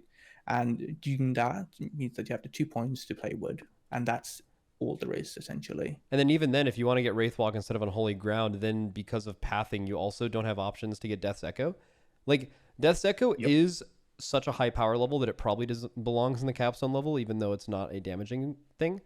But it is something where, like, if you don't want Unholy Ground, you can't really take this. Like, I don't know. I would just say this, but at the end of this expansion, there's a very high chance that the DK class tree looks better than this. Like, it'll just... yeah. I'm not happy with it either. It's... like you said, it's a bit cookie cutter. You're always following the same path. There's a bunch of stuff on it that doesn't need to be. I'm generally not happy with it. It's better than the first version they showed us, but it's still not perfect. Yeah. And, dude, I just wouldn't... I think you're going to have DKs in the raid already. I really think the Atlas idea isn't a bad one. If I could just shout that out one more time. Just the The fact that you have one melee DPS spec bringing, or one class bringing 3 required raid buffs in Close to Heart, Generous Poor, and a physical damage debuff, maybe give a class that has 0 and would totally work with their class fantasy in just giving them Close to Heart, calling it Vampiric Aura, slamming it somewhere in this tree. I don't know. That just seems like a better design of the game to me, but I don't know if that's something that they would do. Absolutely. Of that or the passive magic damage reduction they took off of Mark of the Wild. Or make AMZ great again too. But I don't know. I truly believe that it shouldn't be an uncapped 20% thing that you can stack. I think that is definitely extremely powerful in a lot of bosses. However, I do agree it was over nerfed because of the tier that it was in. It was a raid in which you could stack in all damage. Like, think about barrier type damage events in Vault. There's almost none, right? Like on Kurog, it would be insane. But when are you really going to make huge value of unnerfed AMZ on like Razageth in P2 and P3 or Broodkeeper in the last phase, you know? Like there's just like, depending on raid design, it totally changes how valuable something like Disc Priest Barrier or AMZ is. And I think that it should just, I think at bare minimum, DPS DK AMZ should be the strength of Blood DK. I just, if not for any other reason, that it should be a little bit more powerful than it is, but also it makes no sense that Blood DKs is just stronger than DPS DKs for no reason. Yeah, I mean, Blood DK has a lot of benefits over DPS DK as is. Like, already has, you know, shorter death grip cooldown, has a bigger AMZ. It's got Gore Fiends. Like, there's plenty of stuff benefiting Blood already. It doesn't need AMZ too, you know? Oh, small things to throw in at the end. I'm assuming you guys are Death Grip off the GCD enjoyers and also Mass Grip back for DPS DK, or do you guys feel like that is kind of taken by A-Bomb Slim existing? What do you guys think? I'm in camp of both. Yeah, I would love to have it. I remember playing in Mist and having it. Oof, felt good. Yeah, I just don't see a reason why Blood DKs specifically have more value. If DK's value to a raid is they don't have a raid buff and they're a grip class, why specifically put the emphasis in Blood? I've never really understood why they should have more access to that than DPS classes. Both their AMZ is better, they have mass grip, and still have access to A-bombs and all that stuff. It's just it's years old change. It's just something that I feel like would be good. Yeah, for sure. Definitely agree with you there. Okay, I think that's about it. Thank you guys for coming on. Hopefully, I'll talk to you guys again in like 10.0.7 or close to 10.1, specifically regarding how good the changes were in 10.0.7 and like the upcoming changes, and see how you guys feel about the new loot pool coming. At that point, we'll know what DPS loot pool looks like for the raids and the dungeons, and I think that has like a huge effect on Death Knight. So we'll make sure to talk about that then. Yeah, thanks for having us. Thanks for coming on, Taeznak, again, and Thanks very much. Thanks. Appreciate it. Really nice meeting you, man. I hope you guys have a lot of fun in this upcoming patch. Let me actually plug your all stream. Is your stream just twitch.tv/bicepspump? So it's Bicepspump with a 1. So it's a 1 instead of an I. There you go. All right. I'll see you guys later. Thanks for talking to me. Thank you. All right. Have a good one. you. Yep. Bye-bye. All right. Is Kyrasis still around? He said yes. All right. Call him up. Hello. I just got done talking to some DPS DK dudes about their kind of stuff, but I felt like it would be good to kind of get all DK out of the way in one day. And I know, you've been playing DK as your main this patch, right, Blood? Yeah, that's correct. And you've done a decent amount of high keys on them. I know I've seen you're like 3100, so you've definitely done a lot of stuff. I think I remember seeing that on my stream when you signed up to one of my keys. You have been healed by Turbo Gary as well. One of 3 tanks being healed. Well, healed is a good way to put it. I don't think I healed you a lot, but this isn't going to be insanely long. I just kind of want to give you some time to talk about what Blood DK is like in this expansion. We can get into 10.0.5, 10.0.7 and kind of changes, but it can be anything related to talent trees, how fun it's been to play compared to the past. I know something we talked about a lot in beta was like, how is like the old Dancing Rune Weapon playstyle from Season 3 and Season 4 in a dumbed down version in the talent tree? Like, is that something you're actually choosing? You know, you're playing Shattering Bone. There was a lot of like capstone level things swapped around at the bottom. You just like DPS DK kind of have like a really tight class tree choice as far as like what you can take. Just what has your experience been like playing Blood DK this expansion? Yeah, the last time I think I talked with you, it was me and Dorky, and we were just going over this tree when they had proposed the changes and the swaps, but we really didn't know where anything was going to be, and we really hadn't ran the numbers on anything right now. But after playing with it for a while, do you just want to start with the spec tree first or the class tree? I don't even know if we need to talk about trees. We can just talk about DK. Yeah, we can get into trees whenever. Well, DK in general, it's just playing very much like it has been before patch 9.2, which, to be honest, there hasn't been a whole lot of change since the start of Legion up to patch 9.2 and how it played. You're just building resources and then managing them properly to death strike at the right times to mitigate all your incoming damage. And what bells and whistles you got with that changed from patch to patch, but for the most part, that core gameplay loop has always been there. And honestly, I think most tank players have enjoyed that core gameplay loop, though. I think one complaint you've seen coming into this patch is that there isn't anything that's drastically new with this version of Blood DK compared to what we had before. Yeah, maybe that's like a if it isn't broke, don't fix it thing. Like I know specifically a lot of players, myself included, like I did MDI global finals twice on Blood DK. There was a tank I often played in the race. If Ben or I was going to play DK, it was going to be me. It's like I've played a ton of DK in the past, and I know that if you were to poll the 4 tanks at the top right now of their favorite tanks, historically it's always been Blood DK, and it's been because of this core gameplay loop that exists right now. Like in the exact Shadowlands, what it's been since before 9.2 with the whole dancing rune weapon thing.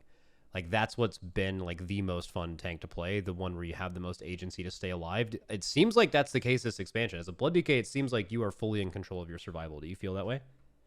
Yeah, the Blood DK now has kind of the same strengths and weaknesses that it's always had, where it's one of the best, if not the best, mitigation tank, and by that I mean it requires like the least amount of healing from people other than ourselves. Our healing is fair game for mitigation as far as I'm concerned. Mm-hmm. But their damage has often been a little bit weaker, and their effective health and ability to survive one-shots has sometimes been weaker than other tanks as well. But as far as like self-sustainability goes, we've always been very strong with that. Do you think that's been on purpose? Like, think about it. If you have a tank that requires less healing than other tanks, does it also make sense that they do the most damage?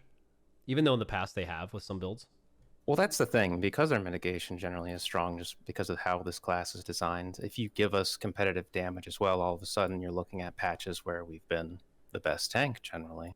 Like the most extreme example of that is definitely patch 9.2 and 9.2.7 with Infinite Dancing Rune Weapon, where not only were we really self-sustainable, but we also did a ton of damage. Had just a ton of parry and did a ton of damage, so we really didn't have any weaknesses as long as you're playing the class correctly and you could keep chaining that Dancing Rune Weapon. How does the Blood DK community feel going from that to this? If you've been able to put your feelers out there, maybe you can give your own perspective, because I know there was a lot of discourse about how, yes, it was so powerful, and obviously if you're someone who mains a Blood DK, you don't want your power level to be nerfed, but at the same time, that gameplay was pretty degenerate, and it actually took away a lot from what made Blood DK really fun in the past. Really greedy death strikes and playing with your HP pool more as a gameplay source than other tanks do. You didn't really do that as much, right? Like you were heart striking, you're spamming heart strike a lot more, and your death strikes were just way less important because you just had so much passive parry all the time.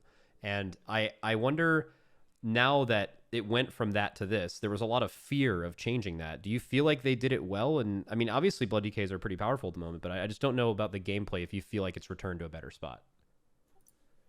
Yeah, I don't think that gameplay loop ever could have really survived. And honestly, for most of the players I talked to, there's not a whole lot of hand-wringing over that. I think everyone kind of realizes that, or at least a lot of people seem to realize that version of Blood DK wasn't going to last, where it really was just all about if you manage your runes correctly and were able to keep Dancing Rune Weapon up all the time, there was a lot of things you just really didn't need to worry about. And for players that couldn't do, I mean, there was a lot of skill expression with that. I know that was a factor from your Breath of Sindragosa discussions as well, and Frost, but that's not, there's good and bad forms of skill expression sometimes. Yeah. And I feel like the downsides with that tier set were just more than the upsides. Now, things that people aren't too enthusiastic about with this current version of Blood DK, even though some of them I don't mind too much, is there's a lot more emphasis in standing in Death and Decay nowadays than there was before. Ooh, okay, that sounds like a problem. Continue.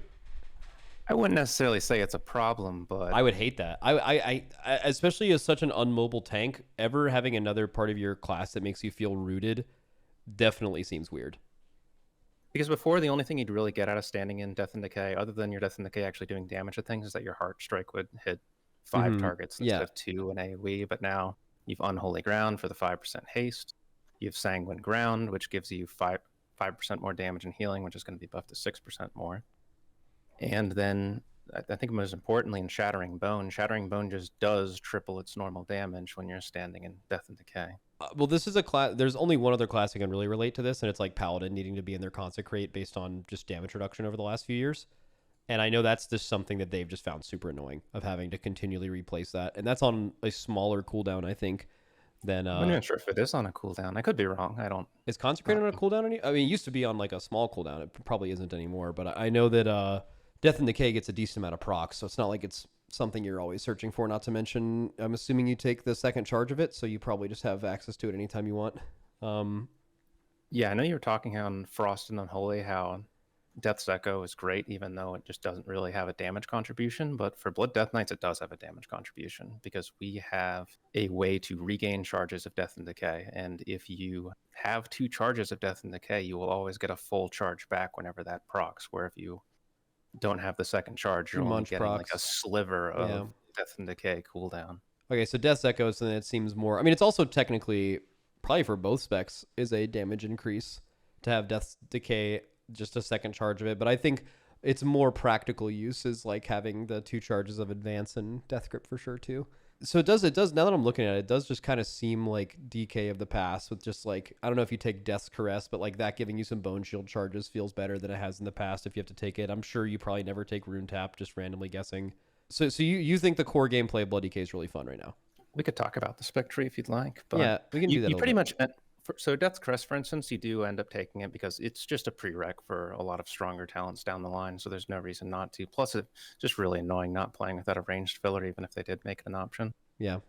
And while it is nice that it generates Bone Shield charges, it's not something you want to use rotationally. But at the same time, if you're at range and you can't do anything, it makes it a lot nicer of a button to press than it previously has been. I definitely know that feel. And then at the bottom, you guys have a really weird spec tree where it's like Gore Fiends is like almost shoehorned in a place where you're going to take it for pathing all the time. And I know that was like, go ahead. Actually, Gore Fiends is rarely taken. I know there's kind of some symbolic hand wringing. I think that's good because Frost and Unholy doesn't have it. But a lot of times, it's funny enough, it's not even that expensive to take a lot of times. Just that with A-Bomb Limb, it's often just very unnecessary to also have Gore Fiend's Grasp. Oh, yeah. So what do you do to path around it? You go like Tombstone. Now, what you'll generally do, you'll grab one of the capstones on the right, and you'll usually grab Purgatory. There's always a discussion about what is the value of a cheat death, but right now it's in a pretty accessible location right now. I also feel like what's the value of a cheat death? I feel like Blood DK, a class that by design is going to get bursted harder than all the other tank specs. It just makes more sense to have. And especially on higher keys, I feel like Blood DK has always been able to like out heal all the damage they receive, but you are just vulnerable to getting one banged, and that spell is just probably as good on you than any other class. And then obviously the other class that's like this is Vengeance, and they also have one. I don't think that's an accident. So if you just want to see what general pathing would look like, I'm looking at your screen right now. You've that dancing column, that's fine.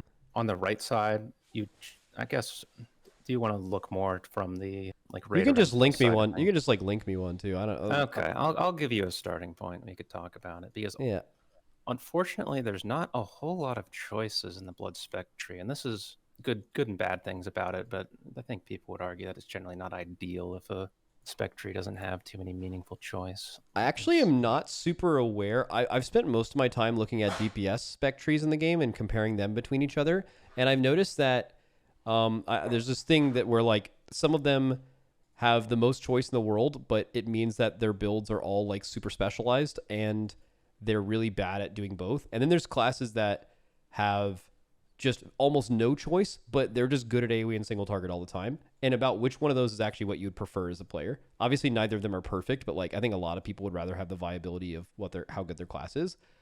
Do tanks feel that way?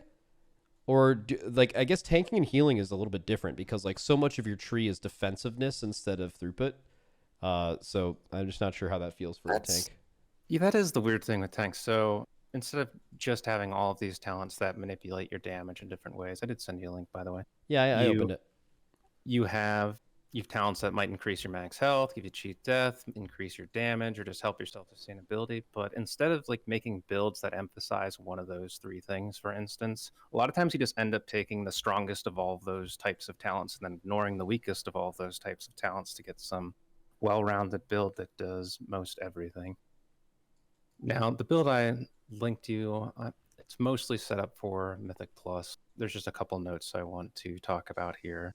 One, it's missing 2 talent points. You're going to grab one of the 2 capstones in the bottom right for M+. You either have Bloodshot, which is increasing your physical damage by a good amount, and our physical damage is mostly single target damage with a little bit of like spread cleave through Heart Strike. Okay, and then we'll talk about single target damage in Raid, especially in a bit, because there was a bunch of changes to that recently, and we'll talk about kind of how much that's relevant. But yeah, okay, so basically you're either taking Umbilicus, more of a defensive option, or an offensive option with these 2 points. Where do you spend the point if you take Umbilicus, though? Do you still go Ironheart?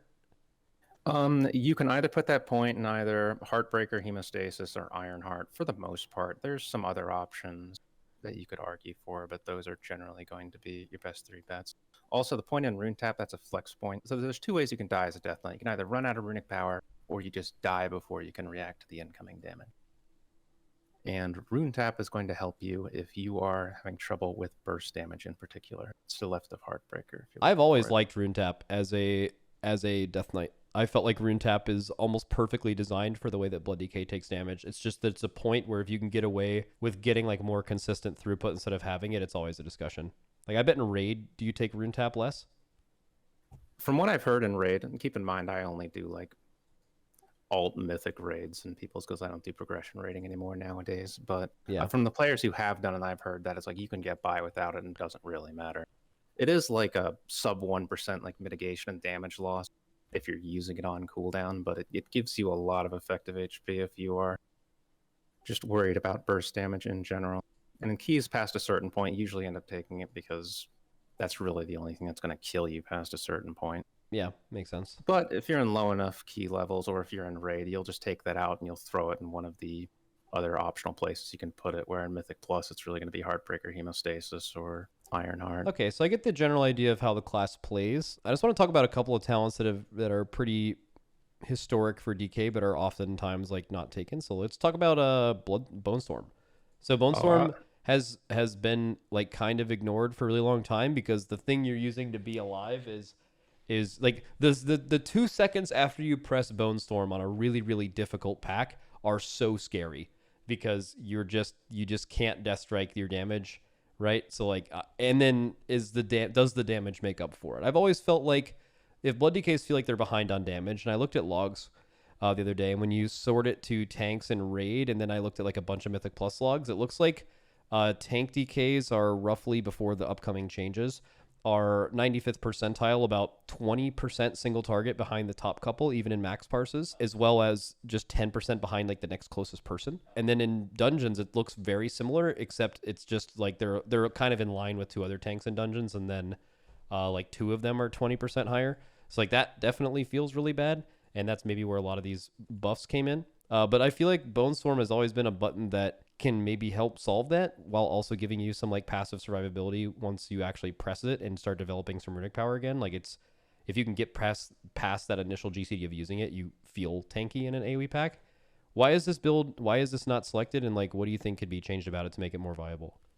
Bone Storm has a couple of problems, and I probably would have brought this up even if you didn't, just because it's kind of this abandoned capstone. It was used in early BFA, like shortly after they buffed it from Legion to increase the healing from like 2% to 3%, but it kind of slowly fell out of favor as you went further into BFA, and it wasn't even necessarily the nerfs out of BFA Season 1 that hurt it, because it used to be uncapped, but we also had very little secondary stats at the time, and the way our maximum health was much more significant relative to the incoming damage back then, which also made the healing a lot more powerful than it is now. But the 2 key problems with Bone Storm is that A, it's not actually that much of an AoE damage increase, even when you have it talented.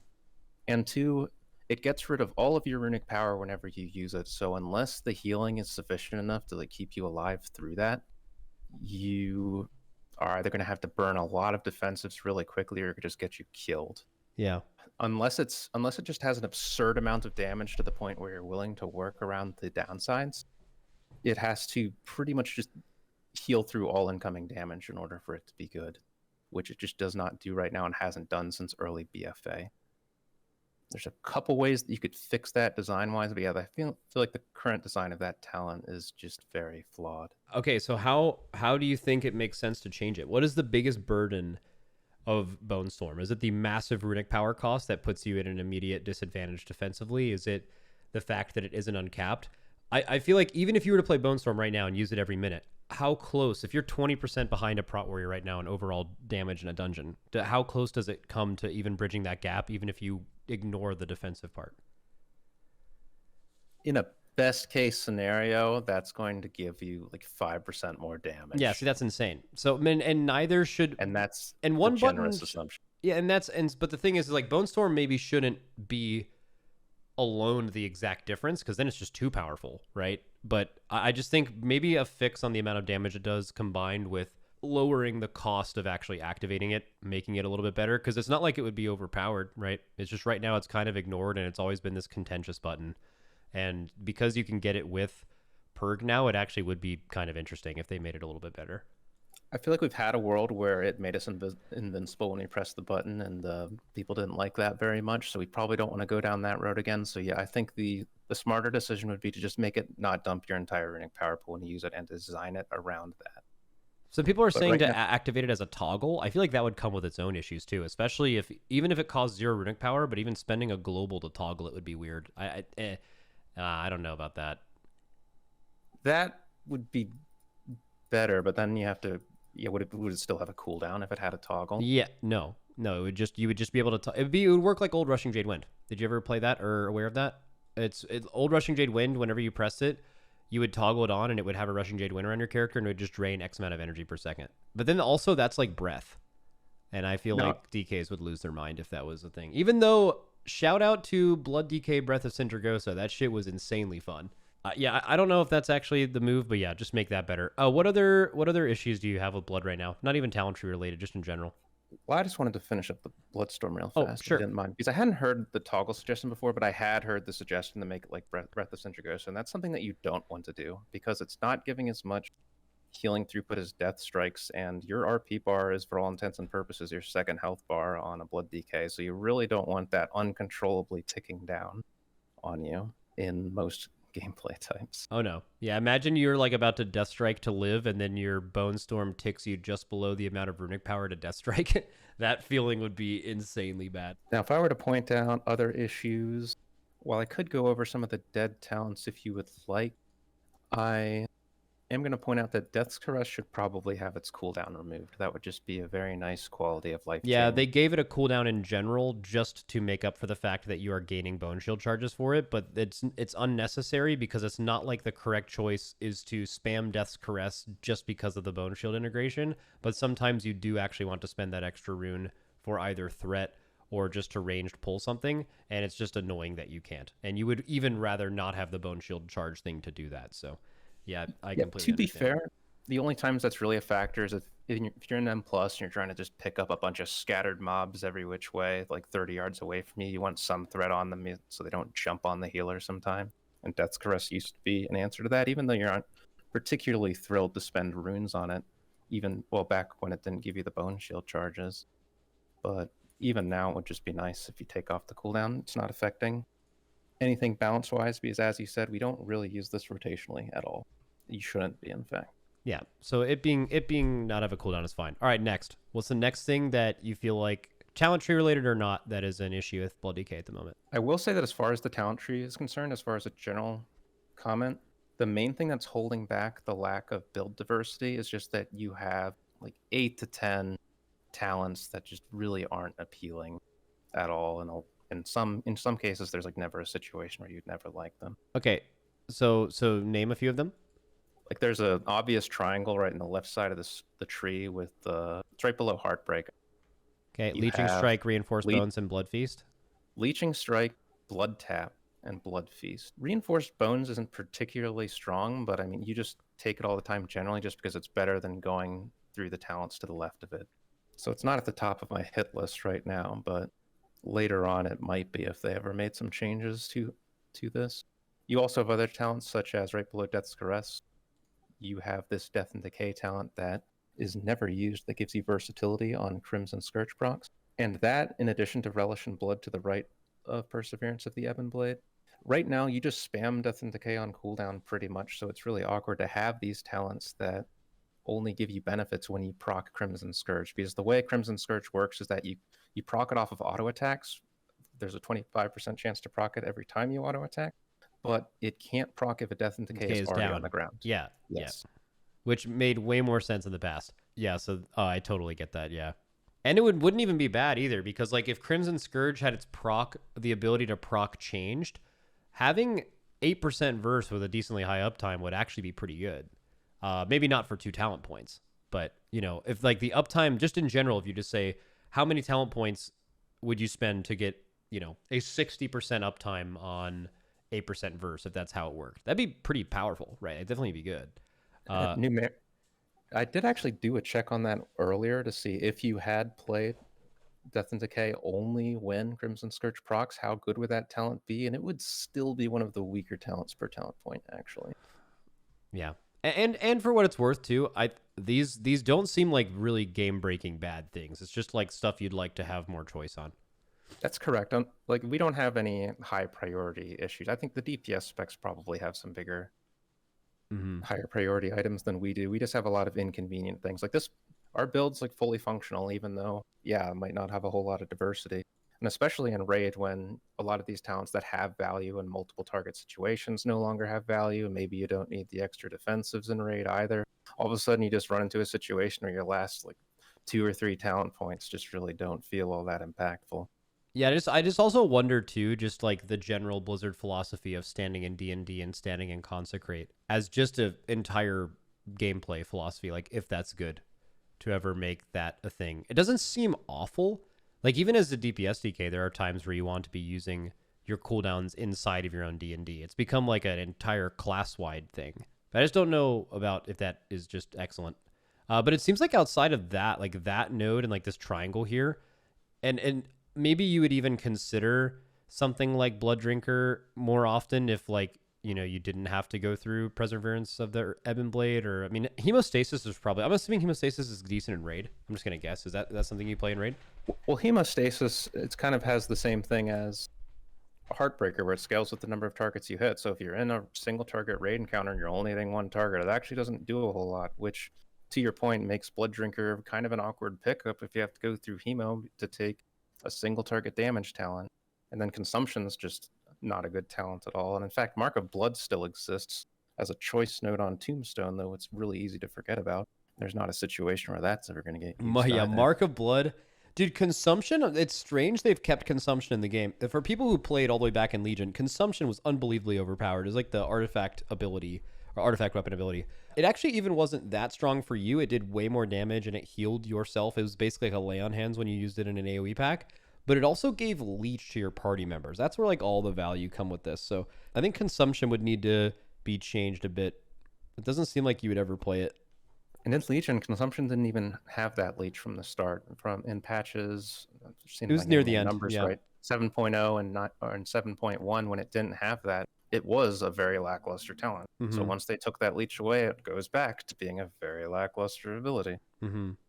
It's not generating any resources. It doesn't even really do all that much more damage than a Blood Boil. And right now we have like all the resources in the world. So you have to be losing a cast of another ability in order to even use it in the first place. Insane take in chat. Consumption gives Blood Shield. That would actually be sick. If it gave you as a damaging ability an on use massive mastery shield, that would be way more valuable than just another heal in which you could just press Death Strike to do anyway. That would actually have value. What I do like to tell people every now and then is like, if it doesn't matter what the design is of a certain talent, if you put enough numbers on anything, you can make it competitive. But well, yeah, true. But even then, I feel like even in its initial form, if it was just the exact same throughput button, well, okay, if you were to say any single healing spell is the exact same healing but in Absorb, it obviously just becomes better. But it actually like works with DK class design. I just thought I saw a smart chatter.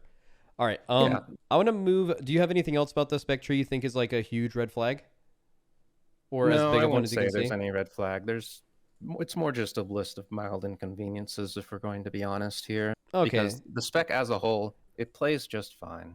doesn't have any glaring issues. We can do what we want to do a lot of times. It's just maybe the choices could be better. Maybe we could have some better talents in places of some of these other ones. But I mean, to some extent, a lot of specs can say that. So I wouldn't say we're in some sort of emergency situation.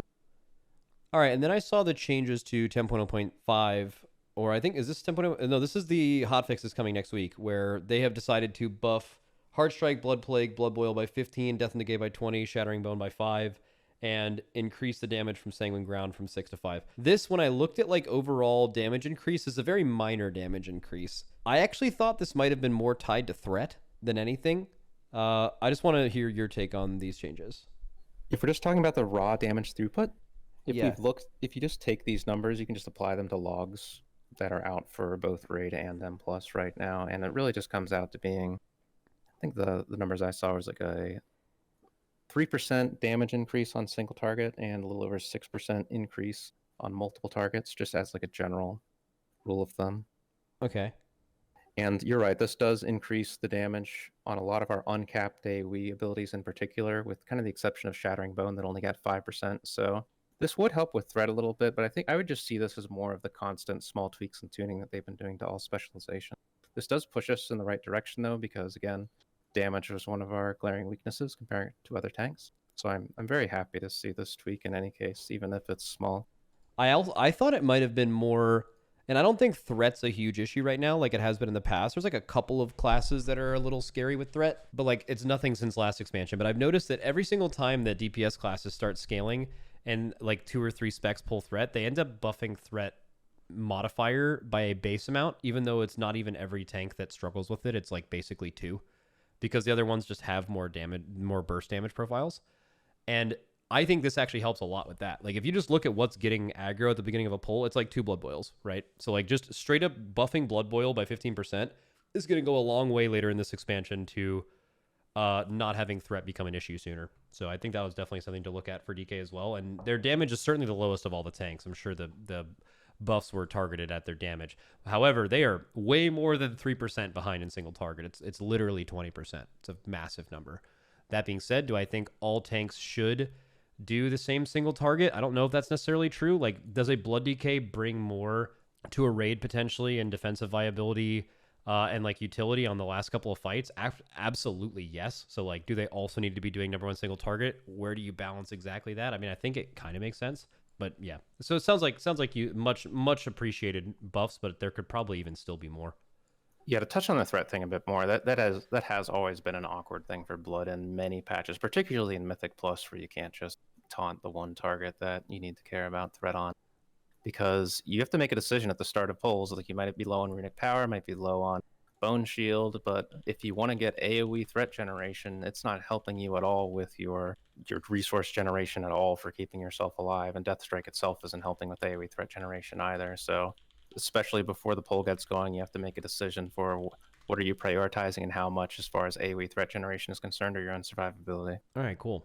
Do you have any other final notes on DK going forward? Seems like we're in a pretty good spot. Yeah, pretty sure I touched on everything I had here. Sweet. So that's it for me. All right. Thanks for coming on and talking, man. No problem. Have a good night. Yeah, you too.